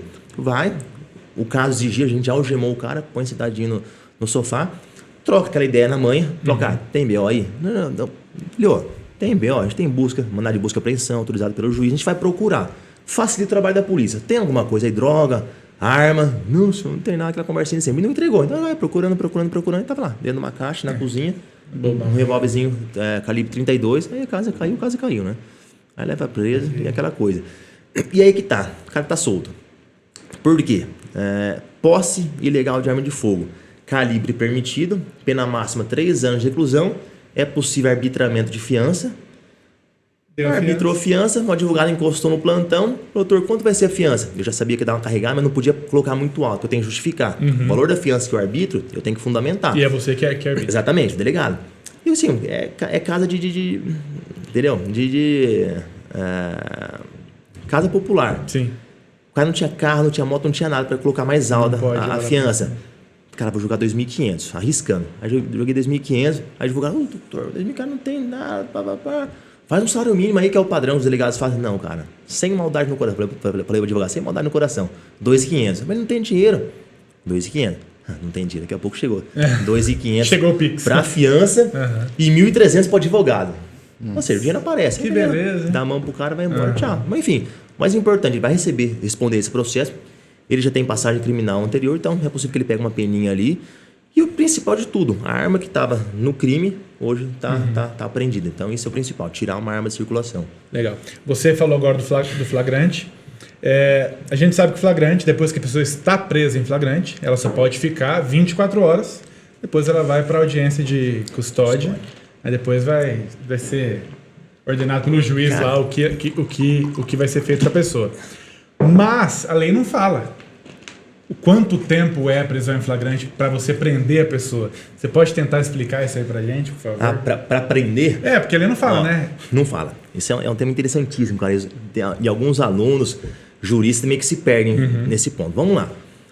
O que se entende por flagrante, ou então circunstância flagrancial? Tem-se essa ideia, todo mundo tem até hoje. Passou de 24 horas, né? Já não cabe mais flagrante. Não. A legislação não estabelece uma quantidade de horas determinando até aqui é flagrante, daqui para frente já não é mais flagrante. Não tem isso. Para os juristas de plantão aí, né? Para quem está assistindo. Artigo 302 do CPP estabelece 4 hipóteses de situação flagrancial. A gente tem o flagrante próprio, impróprio e o presumido, ou ficto. Flagrantes, próprio. O indivíduo é surpreendido cometendo o crime... Você vai falando, eu lembro do Petuba, falando na minha cabeça assim. Professor de processo penal, colega delegado. Vou mandar ele assistir o podcast depois. Isso. E flagrante próprio, o cara é pego, surpreendido, cometendo o crime. O cara tá lá esfaqueando a vítima, a polícia chegou, preso em flagrante, tá cometendo um crime. Ou então, logo após cometer o crime, acabou de esfaquear, tá lá sentadinho, limpando a faca, o crime já foi cometido, mas tá na cena do crime ainda. Esse é o flagrante próprio. Flagrante impróprio, o cara cometeu o crime, a polícia chegou, o cara pinoteou, em perseguição, logo após ele é capturado. Não tem período de horas. Aí é que tá. Esse perseguição já admite uma extensão de tempo maior. O cara estava na cena do crime, a polícia chegou, o cara fugiu, entrou no meio do mato. O cara tá 2 dias no mato já. Tipo Lázaro. Exatamente. Só que no Lázaro já não era mais flagrante, embora houvesse uma perseguição constante, porque já até tinha prisão decretada contra ele. Já estava com a prisão temporária decretada, então esquece o flagrante. Mas o cara fugiu, no meio do mato. O que é importante? Para que ainda se tenha situação flagrancial, a perseguição ou investigação tem que ser ininterrupta. Tem que ter equipe procurando sem parar. Helicóptero do Águia, que é a Polícia Militar, Pelicano, que é a nossa Polícia Civil. Ou seja, está procurando. 2 dias depois encontrou. Flagrante. Juridicamente falando, é possível ainda o flagrante. É possível, desde que seja essa perseguição ininterrupta. E por fim, o flagrante ficto, né? Ou presumido. não tem perseguição, mas o autor do crime é encontrado logo depois com instrumentos que façam presumir ser ele o autor do crime. Exemplo, teve um homicídio na noite. O cara fugiu, não teve perseguição. No outro dia, encontraram o cara numa casinha abandonada, com a faca utilizada no crime, ou seja, um objeto que faça presumir ser ele o autor do crime. É possível flagrante. No dia seguinte, agora passou 2 dias, 3 dias nesse cenário, já é difícil o flagrante. Então a gente conduz o autor à delegacia. Qual que é o macete aqui? O advogado ficar sabendo vai me pegar depois. Leva o cara pra delegacia. Vamos conversar na delegacia. Conversar uma hora, né? Põe um cara sentadinho lá e quando o cara toma um chazinho de cidreira pra dar uma acalmada, eu vou lá e represento pro juiz ou a prisão preventiva ou a prisão temporária. Falo, tô com o cara na mão, tenta agilizar aí. Representação vai pro juiz, o juiz quem decreta a prisão temporária ou preventiva. Exatamente.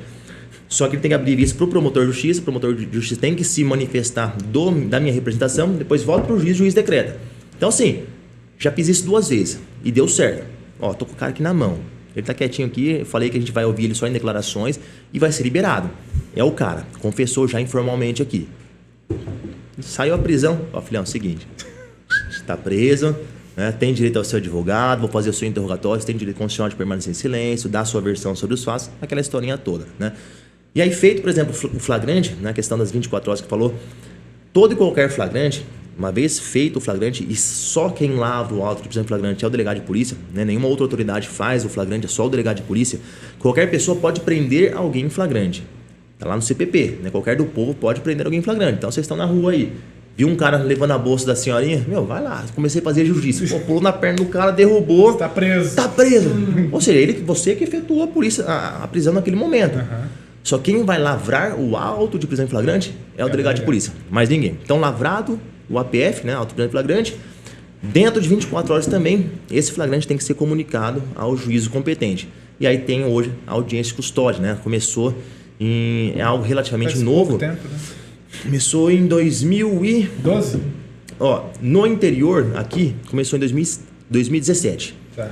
No interior. Nossa, tanto é que eu fiz bem recente. 2017, no interior. Na capital já era mais antigo um pouco. Então no interior veio pra cá em 2017. Eu sei porque eu tive problema na primeira custódia, que eu fiz o primeiro flagrante quando veio a custódia pra cá. E deu problema, lógico, sempre comigo, né? Enfim, a gente resolveu o BO depois.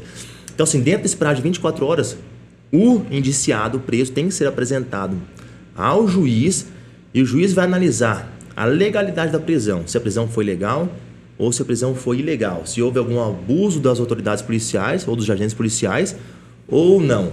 Não sendo o caso de ilegalidade, então beleza, a prisão é válida, legal. Vamos analisar agora se o indiciado vai responder o processo solto, em liberdade, ou preso.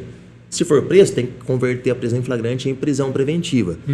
Se ele, o autor, tem indícios suficientes, né, como suspeito ali, mas não tem fundamento para decretar prisão preventiva, liberdade provisória, com a decretação de medidas cautelares diversas da prisão, né? Os advogados vão saber bem isso aí. Então é basicamente essa a sistemática. Decretou a prisão, aí ele vai para uma cadeia de trânsito, né? Que a gente tem várias na região. Você até citou um artigo. Pô, cara, como é que você faz para decorar a lei que muda tanto assim? Ou você vai mais de boa se atualizando? Esses artigos que hoje eu lembro de cabeça, né, são meio que os artigos-chave. Então é um pouco mais fácil. Mas por ser professor, cara, de faculdade e de cursinho, então eu tenho um pouco mais de intimidade com a legislação, né? Porque o que acontece? Todo mundo, até passar no concurso, tá afiado, igual eu falei. Passou no concurso, acabou, velho. Ninguém estuda mais, igual médico, né? Passou, fez residência, acabou. Nunca mais estuda. Vai um congressinho outro ali pra colar um certificadinho no consultório lá e acabou. É a mesma coisa com o juiz, com o promotor, com o delegado, a mesma coisa. Cara, você tem a rotina estressante, trabalho pra caramba. Chega no final de casa, vou pegar o Código Penal pra dar uma lida aqui. Não vai fazer isso, né? E isso é o principal fator, pra mim, mais importante em dar aula. Porque eu me mantenho atualizado. Me força a estudar, eu sou muito exigente comigo mesmo, né? Como eu falei, sou perfeccionista, cara. Então, eu não vou, o Felipe sabe isso, eu não vou pra sala de aula para dar uma aula se o meu material que eu não ficou bem feito. Então, assim, eu gasto dias, cara, montando uma aula. Uma aula, por exemplo, de 1h30, hoje eu tenho um pouco mais de praticidade, mas quando eu comecei a dar aula em São Paulo ainda, no cursinho preparatório de rede nacional, FMB, uma aula de 1h30, eu levava 4 dias para preparar.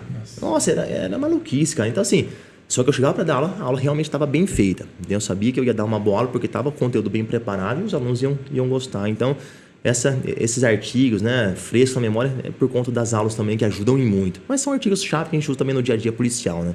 Então, facilita. O pacote anticrime trouxe muitas Muita atualizações, coisa, né? muita coisa. Bastante coisa. Bastante coisa.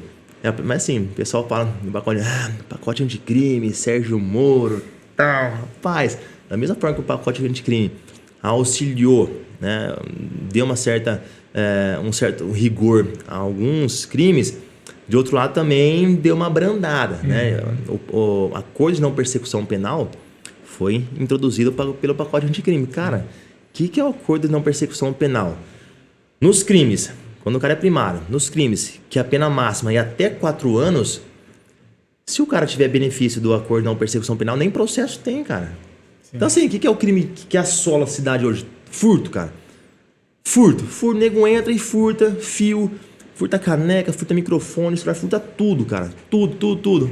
Tem processo, nem processo tem. Aí eu faço flagrante, tá, o cara foi pego furtando fio. Perigoso, cara, hein? Furtador de fio.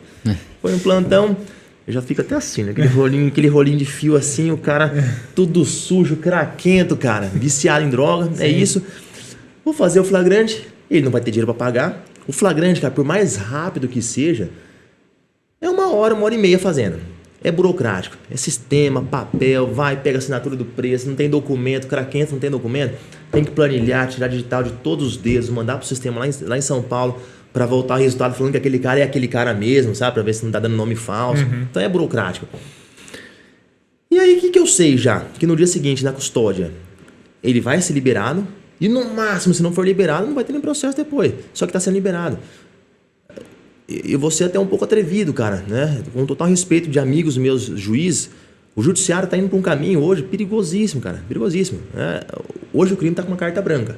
Como eu falei, do PCC a gente não vence mais o crime.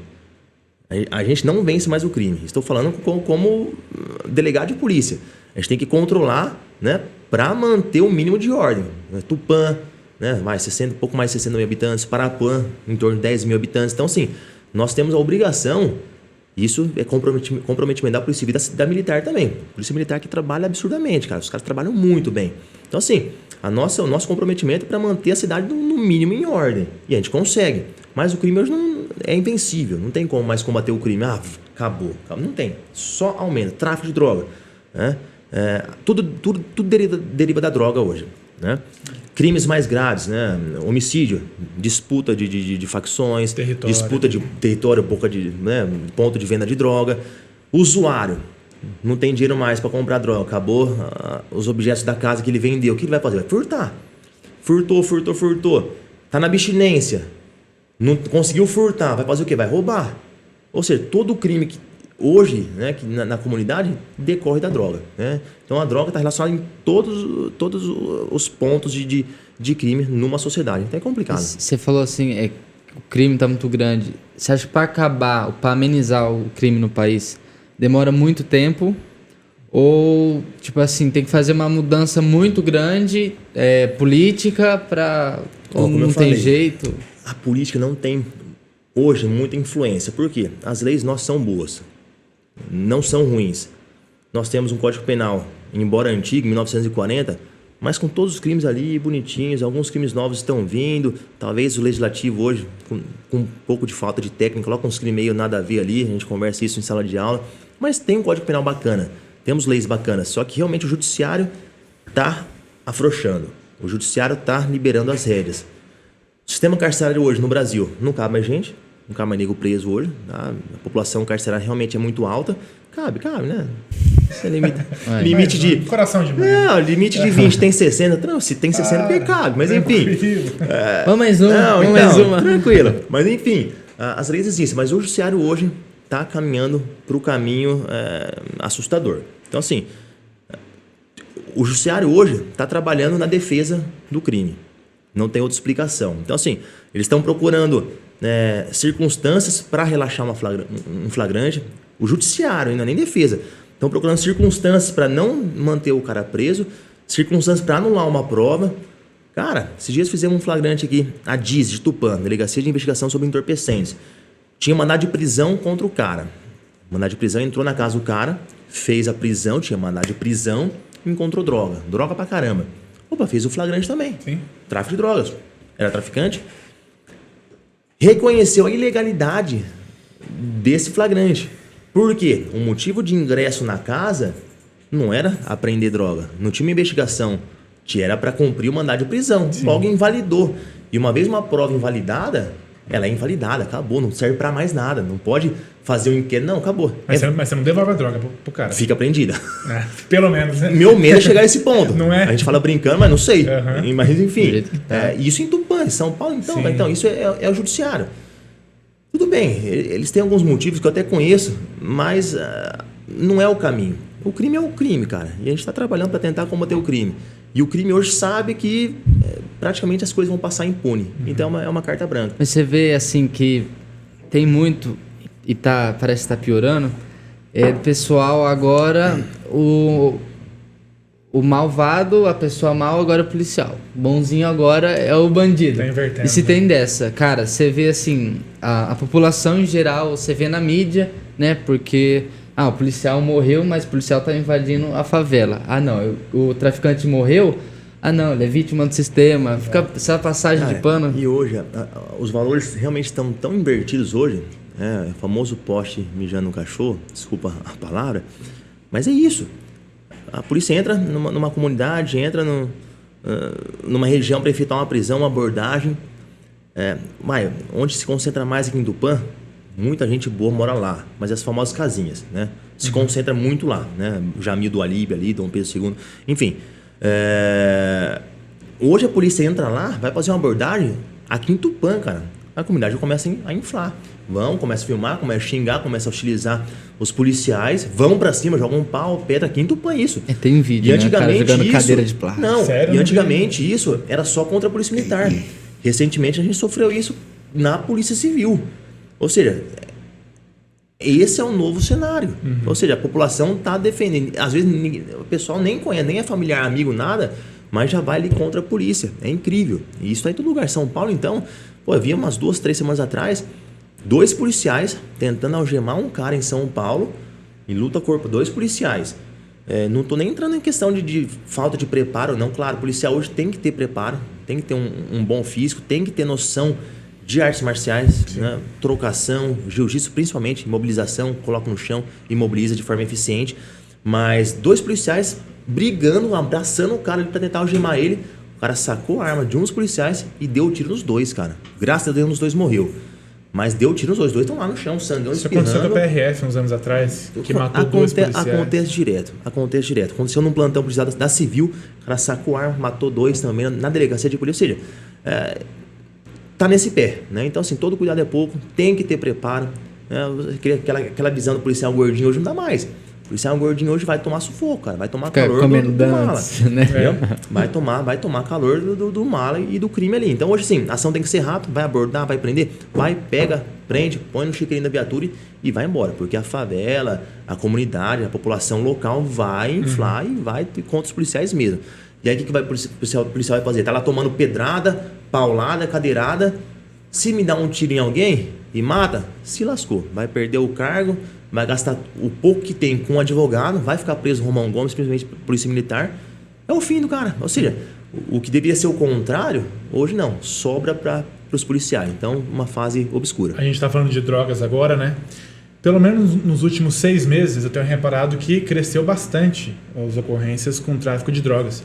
Teve um recentemente, o cara na Tamoios ali, pô, vendendo. Quando é que foi? E faz pouco tempo, não faz? O da Tamoios? Eu acho que sexta-feira ou sábado eu passei perto de uma delegacia, 2 carros lotados. Assim, E principalmente eu vejo ocorrências em Parapuã, onde você é responsável ali. Sim.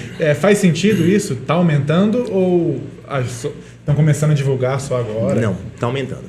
Eu falei, não acaba. Tem usuário? O usuário diminui, não, só aumenta. Os usuários realmente só aumentam. Então, se não acaba o usuário, tem que ter alguém que forneça a droga. Sim. Um traficante é preso, rapaz, tem 3 querendo entrar no lugar desse que foi preso, torcendo para o traficante ser preso. Entrou no lugar, vai ser preso, vai ficar feliz porque foi para cadeia.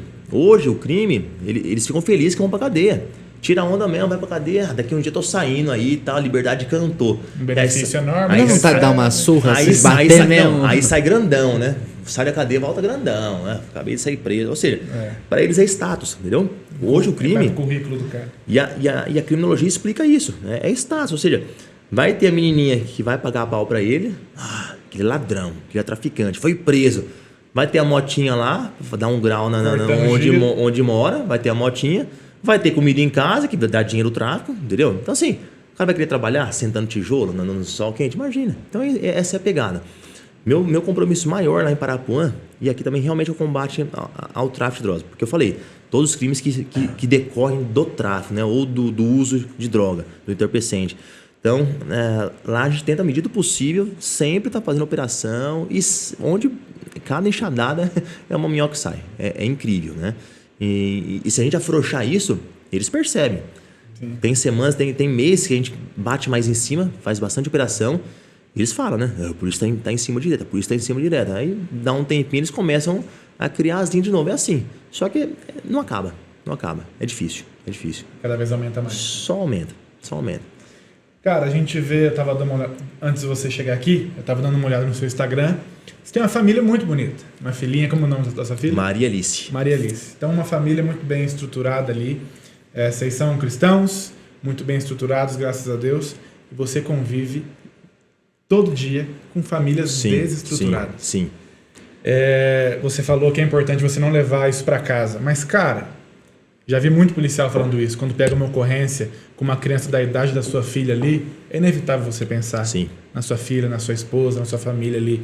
Como que é para você lidar com isso daí, só voltando nesse assunto, de ter um lar tão ok, tão bem, e você conviver com lares totalmente destruídos, assim? Cara, com violência doméstica. Primeiro passo para um policial, ou qualquer cargo, né, em qualquer carreira, para você ter uma estrutura, né,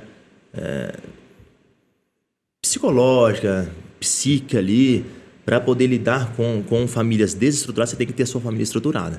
Se você tem uma família desestruturada, não se apega a uma religião, a uma crença, né? Depois a gente fala sobre isso, mas se a sua vida, o seu lar, onde o seu convívio diário está desestruturado, você não vai conseguir lidar com o outro que também está desestruturado. Não tem como. Então, assim, essa base é muito importante. Tem uma família linda, graças a Deus, casado, com uma filhinha pequena, 2 aninhos e 7, 8 meses, né? Figurinha demais. Minha maior alegria, estava com ela agora, né? Até te mandei a mensagem, colocando para dormir lá. A esposa está fazendo um curso, estuda para concurso também, está quase passando ali, avançando bem nas fases do concurso. Não vai ser polícia, graças a Deus. Vai ganhar dinheiro. Então, assim, essa base familiar e essa base cristã realmente me dá uma base, um suporte imenso para o meu trabalho. Como eu falei, a gente trabalha com a parte podre da sociedade. Não vai chegar alguém no plantão, esse bolo é para você, meu querido delegado. Não vai acontecer. Às vezes acontece, mas aconteceu porque a gente resolveu um problema que era um problema antes para essa pessoa. Que você sofreu, né? São poucas ações como essa, mas às vezes tem algumas ações de gratidão e a gente fica muito grato com isso também. Então a gente já recebeu refrigerante da delegacia. Uma vez uma senhora em Parapuã mandou um bolo pra gente e um refrigerante porque a gente prendeu o neto dela, que era traficante, estava pegando as coisas na casa, furtando. Mas não dá medo não, porque assim, esse bolo é meio estranho aí, então, hein? cara, você dá pro gato experimentar. Dá, porque foi um negócio bem louco nessa casa que a gente foi. E ela é senhora de idade já, e ela que cuidou o neto. Tanto é que a gente prendia, ela ficava grata, mas ela pagava advogado pra tirar o neto depois. E foram assim 3 vezes. E no dia, a primeira vez que a gente prendeu ele, cara, uma casa meio assim, ela é católica. Mas você fica meio assim, sabe? Uma casa escura, bem antiga, aqueles móveis antigos. Então ela ficava ligando música alta, músicas católicas lá. Eu lembro aí que ela começava a rezar e pegava o terço e a gente lá prendendo, olhando a casa toda. Eu ia lá, baixava o som, ela ia aumentar. Tirei o som da tomada, ela pôs de novo. Senhora! Só que mas é uma senhora de 80 anos de idade, cara. E lá em Parapuã. Leva ela junto presa. E na segunda vez, cara, que foi que ele tava furtando os objetos todos de casa para trocar por droga. E a gente prendeu de novo, pelo furto, violência doméstica, pediu a prisão preventiva dele, o juiz deu. E ela mandou o bolo. Falei, caramba. Aí eu vi lá que o bolo veio de uma padaria, tem uma padaria boa em Parapuã, né? Pão Real. Aí eu liguei lá, falei, veio direto daí? Ou ela, não, saiu direto daqui o entregador. Então beleza, vamos comer. Se tivesse passado por aí, não ia comer não. Então só com essa condição. Aí voltando, então você tem que ter essa base, tem que ter essa estrutura familiar, um lar cristão, né? sou cristão, nasci berço cristão, meus pais são. Hoje eu frequento a igreja presbiteriana independente, sou até presbítero lá hoje, não sei se aquela que a gente cantou no coral, eu já era já. Sim. Tem uma participação com o Filipão, a gente fez participou no coral muito bacana. Então isso, cara, me dá uma base, uma sabedoria, uma tranquilidade, uma capacidade, assim, de conduzir qualquer tipo de ocorrência de forma tranquila, sabe? Eu não é me gabando com isso, mas hoje, eu até falo com os colegas, falo com minha esposa, com minha mãe, eu tenho talvez a experiência e a tranquilidade de receber qualquer tipo de ocorrência. Então, assim, das mais simples e das mais complexas que a gente pode imaginar, ou sem imaginar, eu sei que, de alguma forma, eu vou dar uma solução. Eu já peguei várias ocorrências, principalmente com drogas, 7,5 toneladas de droga, assim, coisa que todo mundo fica apavorado no plantão. Eu chamo o pessoal, calma, a gente vai fazer isso. Então, hoje, graças a Deus, eu tenho essa capacidade, sabe, de racionalizar sem se apavorar. O policial não pode apavorar, cara. Apavorou, lascou, perdeu a linha. Então, racionaliza, pensa, delibera o que vai fazer, se vai prender, se não vai, o que aprende, o que não aprende. Então, hoje eu tenho isso e isso realmente eu devo a essa base, estrutura familiar, né? Calma em casa, calma no trabalho também. Por ser um cristão ali, a gente sempre tem um anseio, e principalmente vendo pessoas desestruturadas, de querer passar isso para frente, de querer realmente espalhar essa alegria que a gente tem. Você tem esse tipo de liberdade no seu serviço? Total, cara. Com seus colegas de serviço e principalmente também com o pessoal que vai lá. Você tem essa liberdade? Pera, só um pouquinho que você está falando, deixa eu te falar um negócio aqui. Você tem essa liberdade? Total, cara. E eu faço isso. Eu faço isso com a minha equipe, né? Sempre quando eu posso, tenho a oportunidade de dar uma palavrinha com eles. E com os presos também, né? Os presos que eu prendo, eu sou taxado do delegado bonzinho. Até os advogados sabem disso, todos, né? Os criminalistas Tupã, todos sabem, quando é o Junqueiro, então tá tranquilo, não tem esculacho com o cara. Faz certinho ali, quando tem que ser enérgico, a gente também, mas é um bate-a-sopra, né? E quando eu tenho a oportunidade, cara, e a oportunidade vem, Deus mostra ali. Aí eu vou e trago uma palavra. Um caso bacana em São Paulo ainda, uma tentativa de latrocínio. O ladrão chegou para roubar uma senhora, a senhora gritou, o filho que era policial estava em casa, de folga, saiu com o canhão e saiu arrebentando na bala. Aí o cara desceu a vielinha, aquelas unhas estreitas de favela mesmo, e tomou 2 tiros, um nas costas e outro no quadril. Quando eu fiz o flagrante, o cara já estava hospitalizado, Hospital Santa Marcelina, lá na Zona Leste, Itaim Paulista.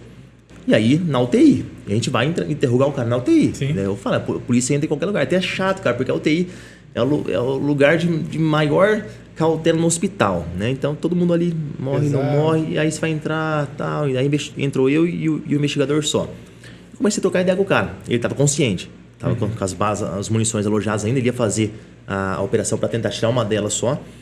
Você começa a conversar, tal. Daí você começa a perguntar, cara, e aí, bicho? Precisa disso mesmo? Tá aí o cara, ô senhor, meu pai é pastor, não sei o que lá, eu era da igreja, sempre esse papo. Tô desviado e tal. Daí eu falei, filhão, é o seguinte, cara, você tá aí, ó. Deus já te deu uma chance. Só que Deus não vai ficar te dando muita chance, não. Era pra você estar morto agora, cara. Sua família lá no IML te reconhecer pra você ir pro caixão depois. Você tá aqui na UTI, tá tranquilo, vai tirar uma munição aí, talvez daqui um dia tirar outra, e você vai sobreviver. Então, traz aquela palavrinha e tal. Cara, o cara começou a chorar ali. Tal. O investigador ficou meio ali. Doutor, o que você tá fazendo, caramba, né?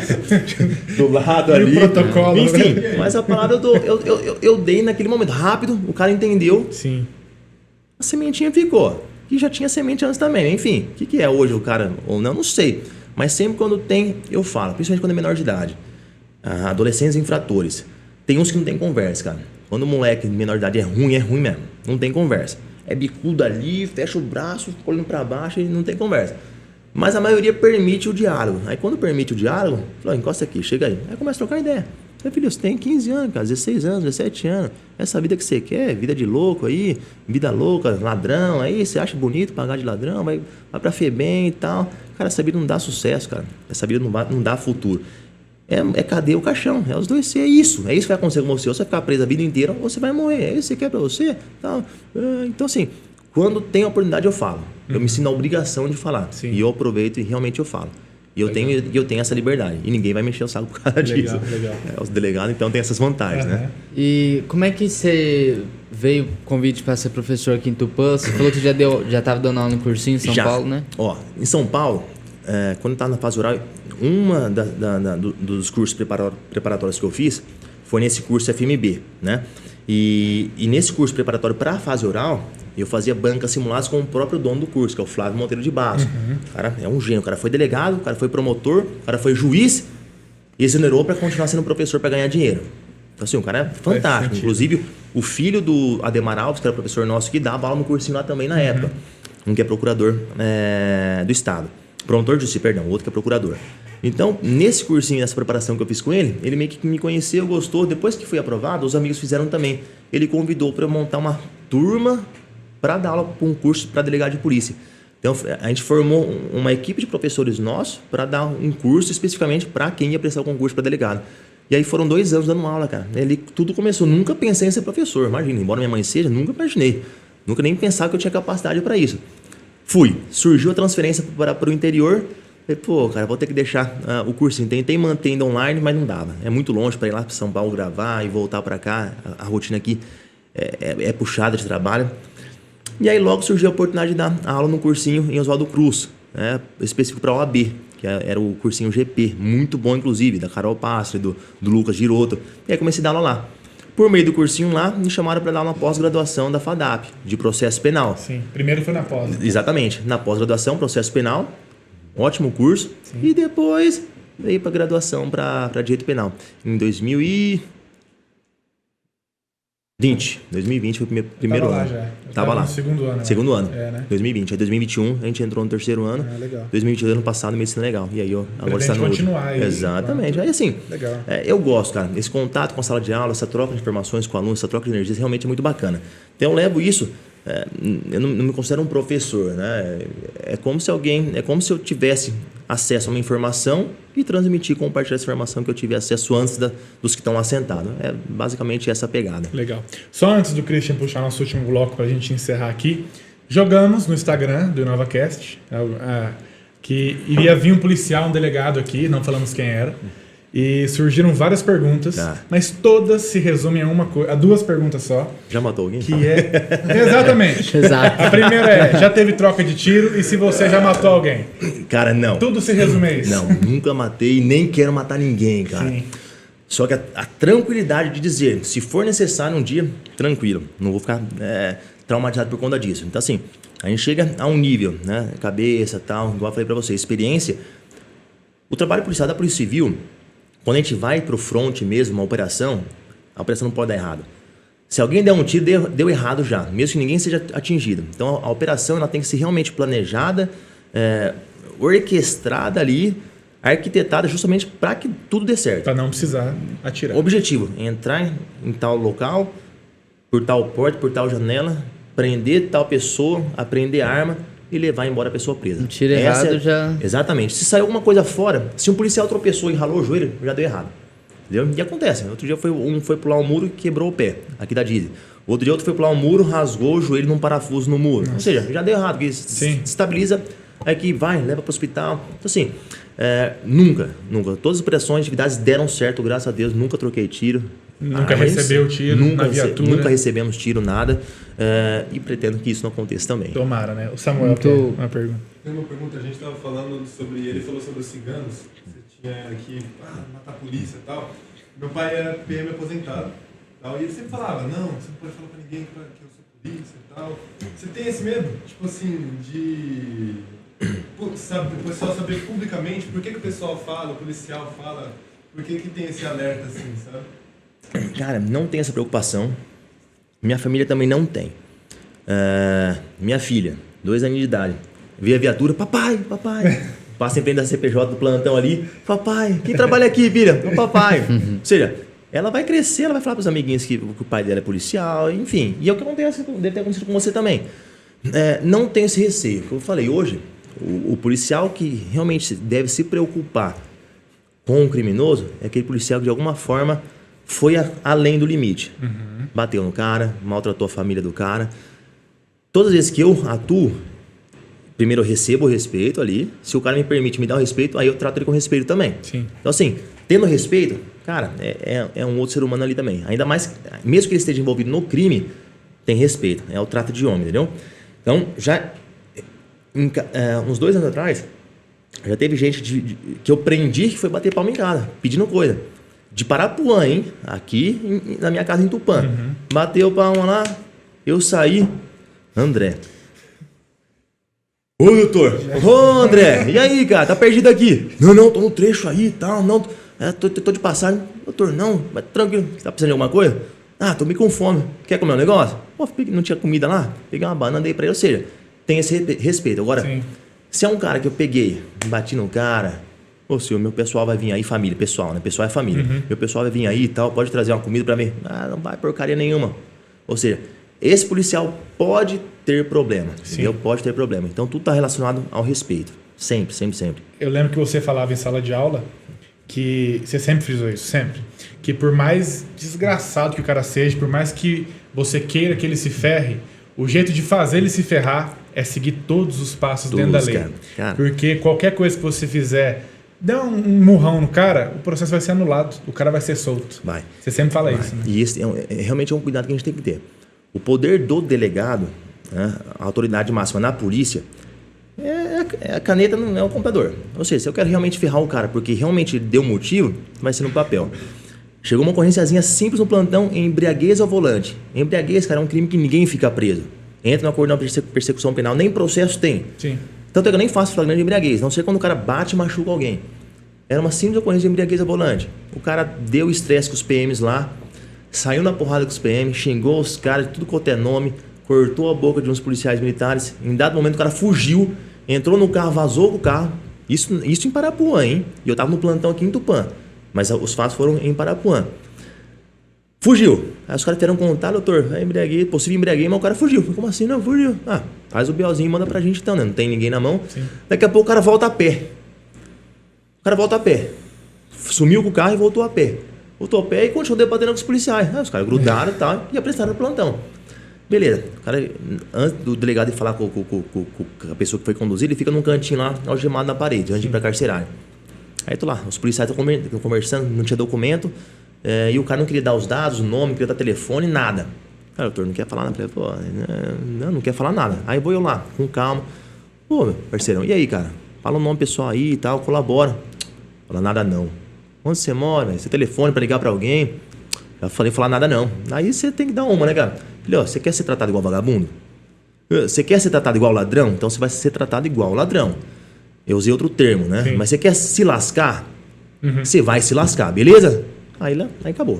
O negócio, a noite acabou pra ele ali. Sim. Já vou fazer o flagrante. Flagrante, nem mandei pro ML. Prova testemunhal, da embriaguez e tal. Cara, pesei tudo que era possível pela lei. Sim. Nada na maldade. Cara, o cara ficou preso 2 meses. Na embriaguez ao volante. Então, coloquei. O que normalmente não seria nada. Não seria. Aí entrou resistência, porque ele resistiu à prisão. Desacato, porque xingou os policiais. Agrediu os policiais. Desacatou a minha equipe, que não queria fornecer os dados e tal. Foi ríspido ali. A embriaguez, eu constatei, uma hora ele pediu para ir no papel. Em dado momento pediu para ir ao banheiro. Foi observado que tinha um andar cambaleante e tal, que estava com notória embriaguez. Ou seja, o cara ficou 2 meses preso, cara. E depois eu fui trocar ideia com o cara na celinha lá. O cara deu uma acalmada. Que o cara não era uma pessoa, não tinha passagem nenhuma. Não tinha nem BO na polícia. Eu falei, e aí, meu? Essa loucura toda. Aí eu fui entendendo o cara, né? O cara trabalhou pra caramba pra comprar o carro. Tava trabalhando, tava voltando de uma confraternização da empresa dele, de Oswaldo Cruz, sentido Rinópolis. No Trevinho de Parapuã, sempre em Parapuã, foi abordado. Quando falaram que ia prender o carro do cara, o cara atrasou, cara. E aí, pô, não vai, saiu na mão com os PM, sumiu com o carro e voltou a pé. Voltou a pé pra não prender Ou o seja, carro. exatamente, ele não queria que aprendesse o carro, mas ele voltou lá. Falei, eu sou homem, voltei lá, mas só não queria que me prendesse meu carro. Aqui, ó, eu trabalho, a minha mão aqui, ó, chorando. Falei, cara do céu. Você fica meio impactado, sabe? Falei, filhão, seguinte, beleza, não tem o que fazer, você vai passar a noite com a gente aí, dorme tranquilo, depois a gente fica até preocupado do cara tentar fazer alguma coisa lá, se matar, por exemplo, sabe? Vocês tiram tudo, né? Tudo. Cinto, tudo. Cinto, cadarço, não fica nada. Cordão de moletom, de short, tudo tirado. Tudo. Que nego se enforca. Sim. E eu fiquei meio que observando ele pra ver se não ia, né? Aí conversei com ele. Ele falou, você vai ficar com a gente aqui essa noite, tranquilo. Amanhã você vai pra audiência de custódia. Possivelmente você vai ser liberado. Mas, ó, tranquilo, fica de boa. Quer uma aguinha? Quer comer alguma coisa, uma bolachinha? Aí o cara dá aquela acalmada. Ficou 2 meses preso, velho. Por uma ocorrência simples de embriaguez, mas ele mesmo se colocou naquela situação. Voltando um pouquinho sobre o papo que você estava falando sobre operação, como é que funciona pra você começar a formar? É aquele papo de filme que você tem um quadro, aí todos os nomezinhos dos caras assim, Começar a investigação, você diz? ou vai desenrolando. Como falei, toda operação ela é arquitetada. Ela tem que dar certo. Então, quando a gente faz operação é operação. Por mais simples que seja. A gente vai ter que entrar em um lugar. Esse lugar vai ter um alvo, vai ter uma pessoa que a gente vai ter que capturar e levar para a delegacia. Então, assim, como que a gente faz, monta as operações? Os delegados que são responsáveis por isso. Envelope, distribui as equipes, qual vai ser responsável por cada equipe, né? Normalmente eu ponho um delegado em cada equipe, né? Sempre tem alguém para dar uma segurada ali, Na galera. não deixar os caras vão mesmo. E lá eu tenho o mapinha da casa, rua tal, porque normalmente, por exemplo, operação em Parapuã, os daqui não conhecem tão bem a cidade. Então tem um mapinha pelo Google Maps ali, um mapinha, a foto da casa, ó, observações, muro alto, dá para pular pelo vizinho, ó, muro baixo, mas tem cachorro dentro, 2 pitbull, essa é uma realidade hoje, todo traficante hoje tem pitbull na casa. Então já teve quase uma vez que eu tive que atirar no cachorro, quase, não precisou. Não precisou porque tinha um Rottweiler e ele latiu. Aí que eu enxerguei o pitbull. Nossa. Aí você dá aquele grito, o cachorro assusta também. Sim. Né? A gente abriu o portão, ele foi pra rua e a gente entrou pra casa. Então tudo realmente é esquematizado. Tem a foto do alvo, investigado. Ó, o cara é tranquilo? Não, o cara tem passagem já por porte de arma de fogo. Então, uma cautela a mais. Pode ter arma dentro da casa. Ó, mora com a família, tem criança pequena. Então, cuidado pra não chutar a porta. Chuta devagarzinho. Então, tudo isso, cara, vai nas informações para cada equipe policial ali. E quem faz isso realmente é o delegado de polícia. Legal. Então, Zé, só para encerrar nosso papo aqui, que foi muito bom, produtivo demais. Gostei também. 3 perguntas rápidas. Tá. Cara, um orgulho na sua vida. Cara, minha Pode família, ser na sua carreira, na sua vida pessoal. Ó, minha família. Hoje a gente vê que falando da base, a família linda, a esposa, uma filha que realmente chegar no final do dia e ela, papai, isso me enche de alegria. É um motivo para trabalhar, a energia ali. Nos primeiros meses de vida, noites sem dormir, ela não dormia. Durante o dia tinha que trabalhar, isso é uma alegria muito grande. Então, assim, quando eu pegava ela perto das 4 da manhã para a esposa dormir um pouquinho mais, eu ficava até 7 da manhã, a esposa acordava, pegava e ia para o trabalho. Mas, assim, realmente a família tá ali numa posição bem alta Acima na minha de vida. cargo, acima de tudo. Exatamente. E um arrependimento. Cara, eu sou bem tranquilo quanto a isso. Eu não... É uma pergunta difícil pra caramba, né? Mesma coisa se perguntar um defeito seu. É difícil. A gente não... Mas, ó... Arrependimento... Talvez não ter estudado na faculdade, igual você comentou. Tudo é necessário, Filipão. Faz parte do trajeto, né? Tudo tem um trajeto, né? O caminho de cada um já está traçado ali, né? Antes mesmo do nosso nascimento a gente sabe disso. Agora, um arrependimento é uma pergunta difícil pra caramba. Alguma operação, alguma coisa que você devia ter feito. Cara, pergunta difícil, né? Difícil. Ó... Cara, realmente me pegaram nessa aí. Me pegaram. Não que seja perfeito, mas um arrependimento realmente não consigo. Não, eu entendi o que você agora. quis dizer. Quer dizer, claro que você já cometeu erros, mas tudo faz parte do processo e você tá aqui por causa dos erros também, né? Na polícia, assim, não chega a ser um arrependimento. Até suei agora, cara. Os caras me pegaram de acordo mesmo. Mas na polícia, a gente tem alguns embates jurídicos, né? Alguns embates institucionais. Questão de superiores hierárquicos, né, que não compactam da mesma ideologia. Então, assim, eu, por ser um delegado tido como novo, 7 anos de carreira, sou um delegado novo. Sim. Um dos mais novos na seccional. Ao lado de outros que já estão com 30 anos de carreira, por exemplo. Sim. Então, assim, tem algumas coisas que eu vejo que não seria o caminho correto. Aí eu vou dar aquela tentar bater de frente, e aí eu acordo e estouro pro lado mais fraco sempre, com né? certeza. Então não chega a ser um arrependimento, mas são coisas que eu tenho que pensar bem para não entrar em fria, sabe? E às vezes entra umas frias dessas. Entendi. Eu acho que seria isso, nesse sentido. Última questão é, esse vídeo aqui vai ficar na internet para sempre e todo mundo um dia vai morrer. A gente sabe que, infelizmente... ou felizmente, todo mundo um dia vai morrer. Tomara que todos da sala aqui demorem pra caramba, né? Amém. E esse vídeo vai ficar na internet aqui pra sempre. Cara, que recado que você queria dar pro pessoal que for assistir esse vídeo daqui a um bom tempo? Cara, o Zé era delegado naquela época, legal. Que recado que ele quer deixar pra uma galera que vai vir aí? Dentro do contexto do nosso bate-papo hoje aqui, né? objetivos, né? Eu falei que eu me formei, depois eu vou prestar um concurso público, me esforcei, me dediquei e realmente consegui chegar onde eu cheguei, que para mim hoje é o ápice, né? Eu alcancei o cargo que realmente queria. Eu falei que meus pais falavam, não, ser juiz não, eu queria ser delegado, então eu alcancei o meu objetivo. Você pretende se aposentar nesse cargo? Pretendo e vou me aposentar nesse cargo, tranquilamente. O que a gente vê hoje é uma sociedade muito pessoas muito sem propósito de vida, sem objetivo.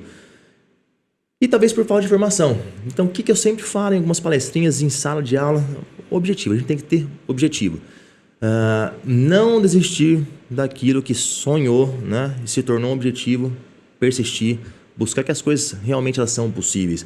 Por mais difícil que seja, né? Um concurso público, realmente é muito difícil. Mas é possível. Eu cheguei lá, cara. Eu nunca fui um aluno exemplar. Né? E eu cheguei lá porque eu sou bom? Não, porque eu paguei o preço, me preparei, me dediquei para isso. Então, assim, realmente eu peço para as pessoas, né? Sonhem, tenham sonhos, idealizou o sonho, façam que isso se torne um objetivo. E aí, busque esse objetivo a todo custo, né? Realmente, dedica, coloca as forças todas ali, que as coisas dão certo. E aí, puxando, né, um pouco para a religiosidade, Deus, acima de tudo, ele realmente vai capacitar, vai conduzir, vai abençoar. A luta a gente está dentro da luta, mas a vitória é ele quem dá. E as coisas têm um propósito, um final certo. Junqueira, muito obrigado. Uma salva de palmas aí pro Junqueira. Muito bom. Que Deus te abençoe. Eu agradeço demais. Obrigado. A oportunidade sempre de bater um papo, eu gosto, né? Eu vejo o microfone, você já sabe, eu falo mesmo. O pessoal tá angustiado para ir embora aqui, então agradeço demais a oportunidade, foi muito bacana, né? Quem sabe um futuro próximo a gente tá aqui de novo, batendo um papo de novo, um outro assunto.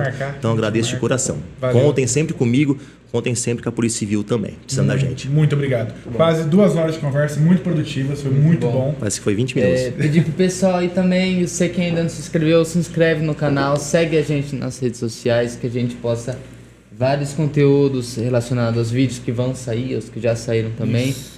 Ativa o sininho. E é isso. Valeu. Falou, abraço. Valeu.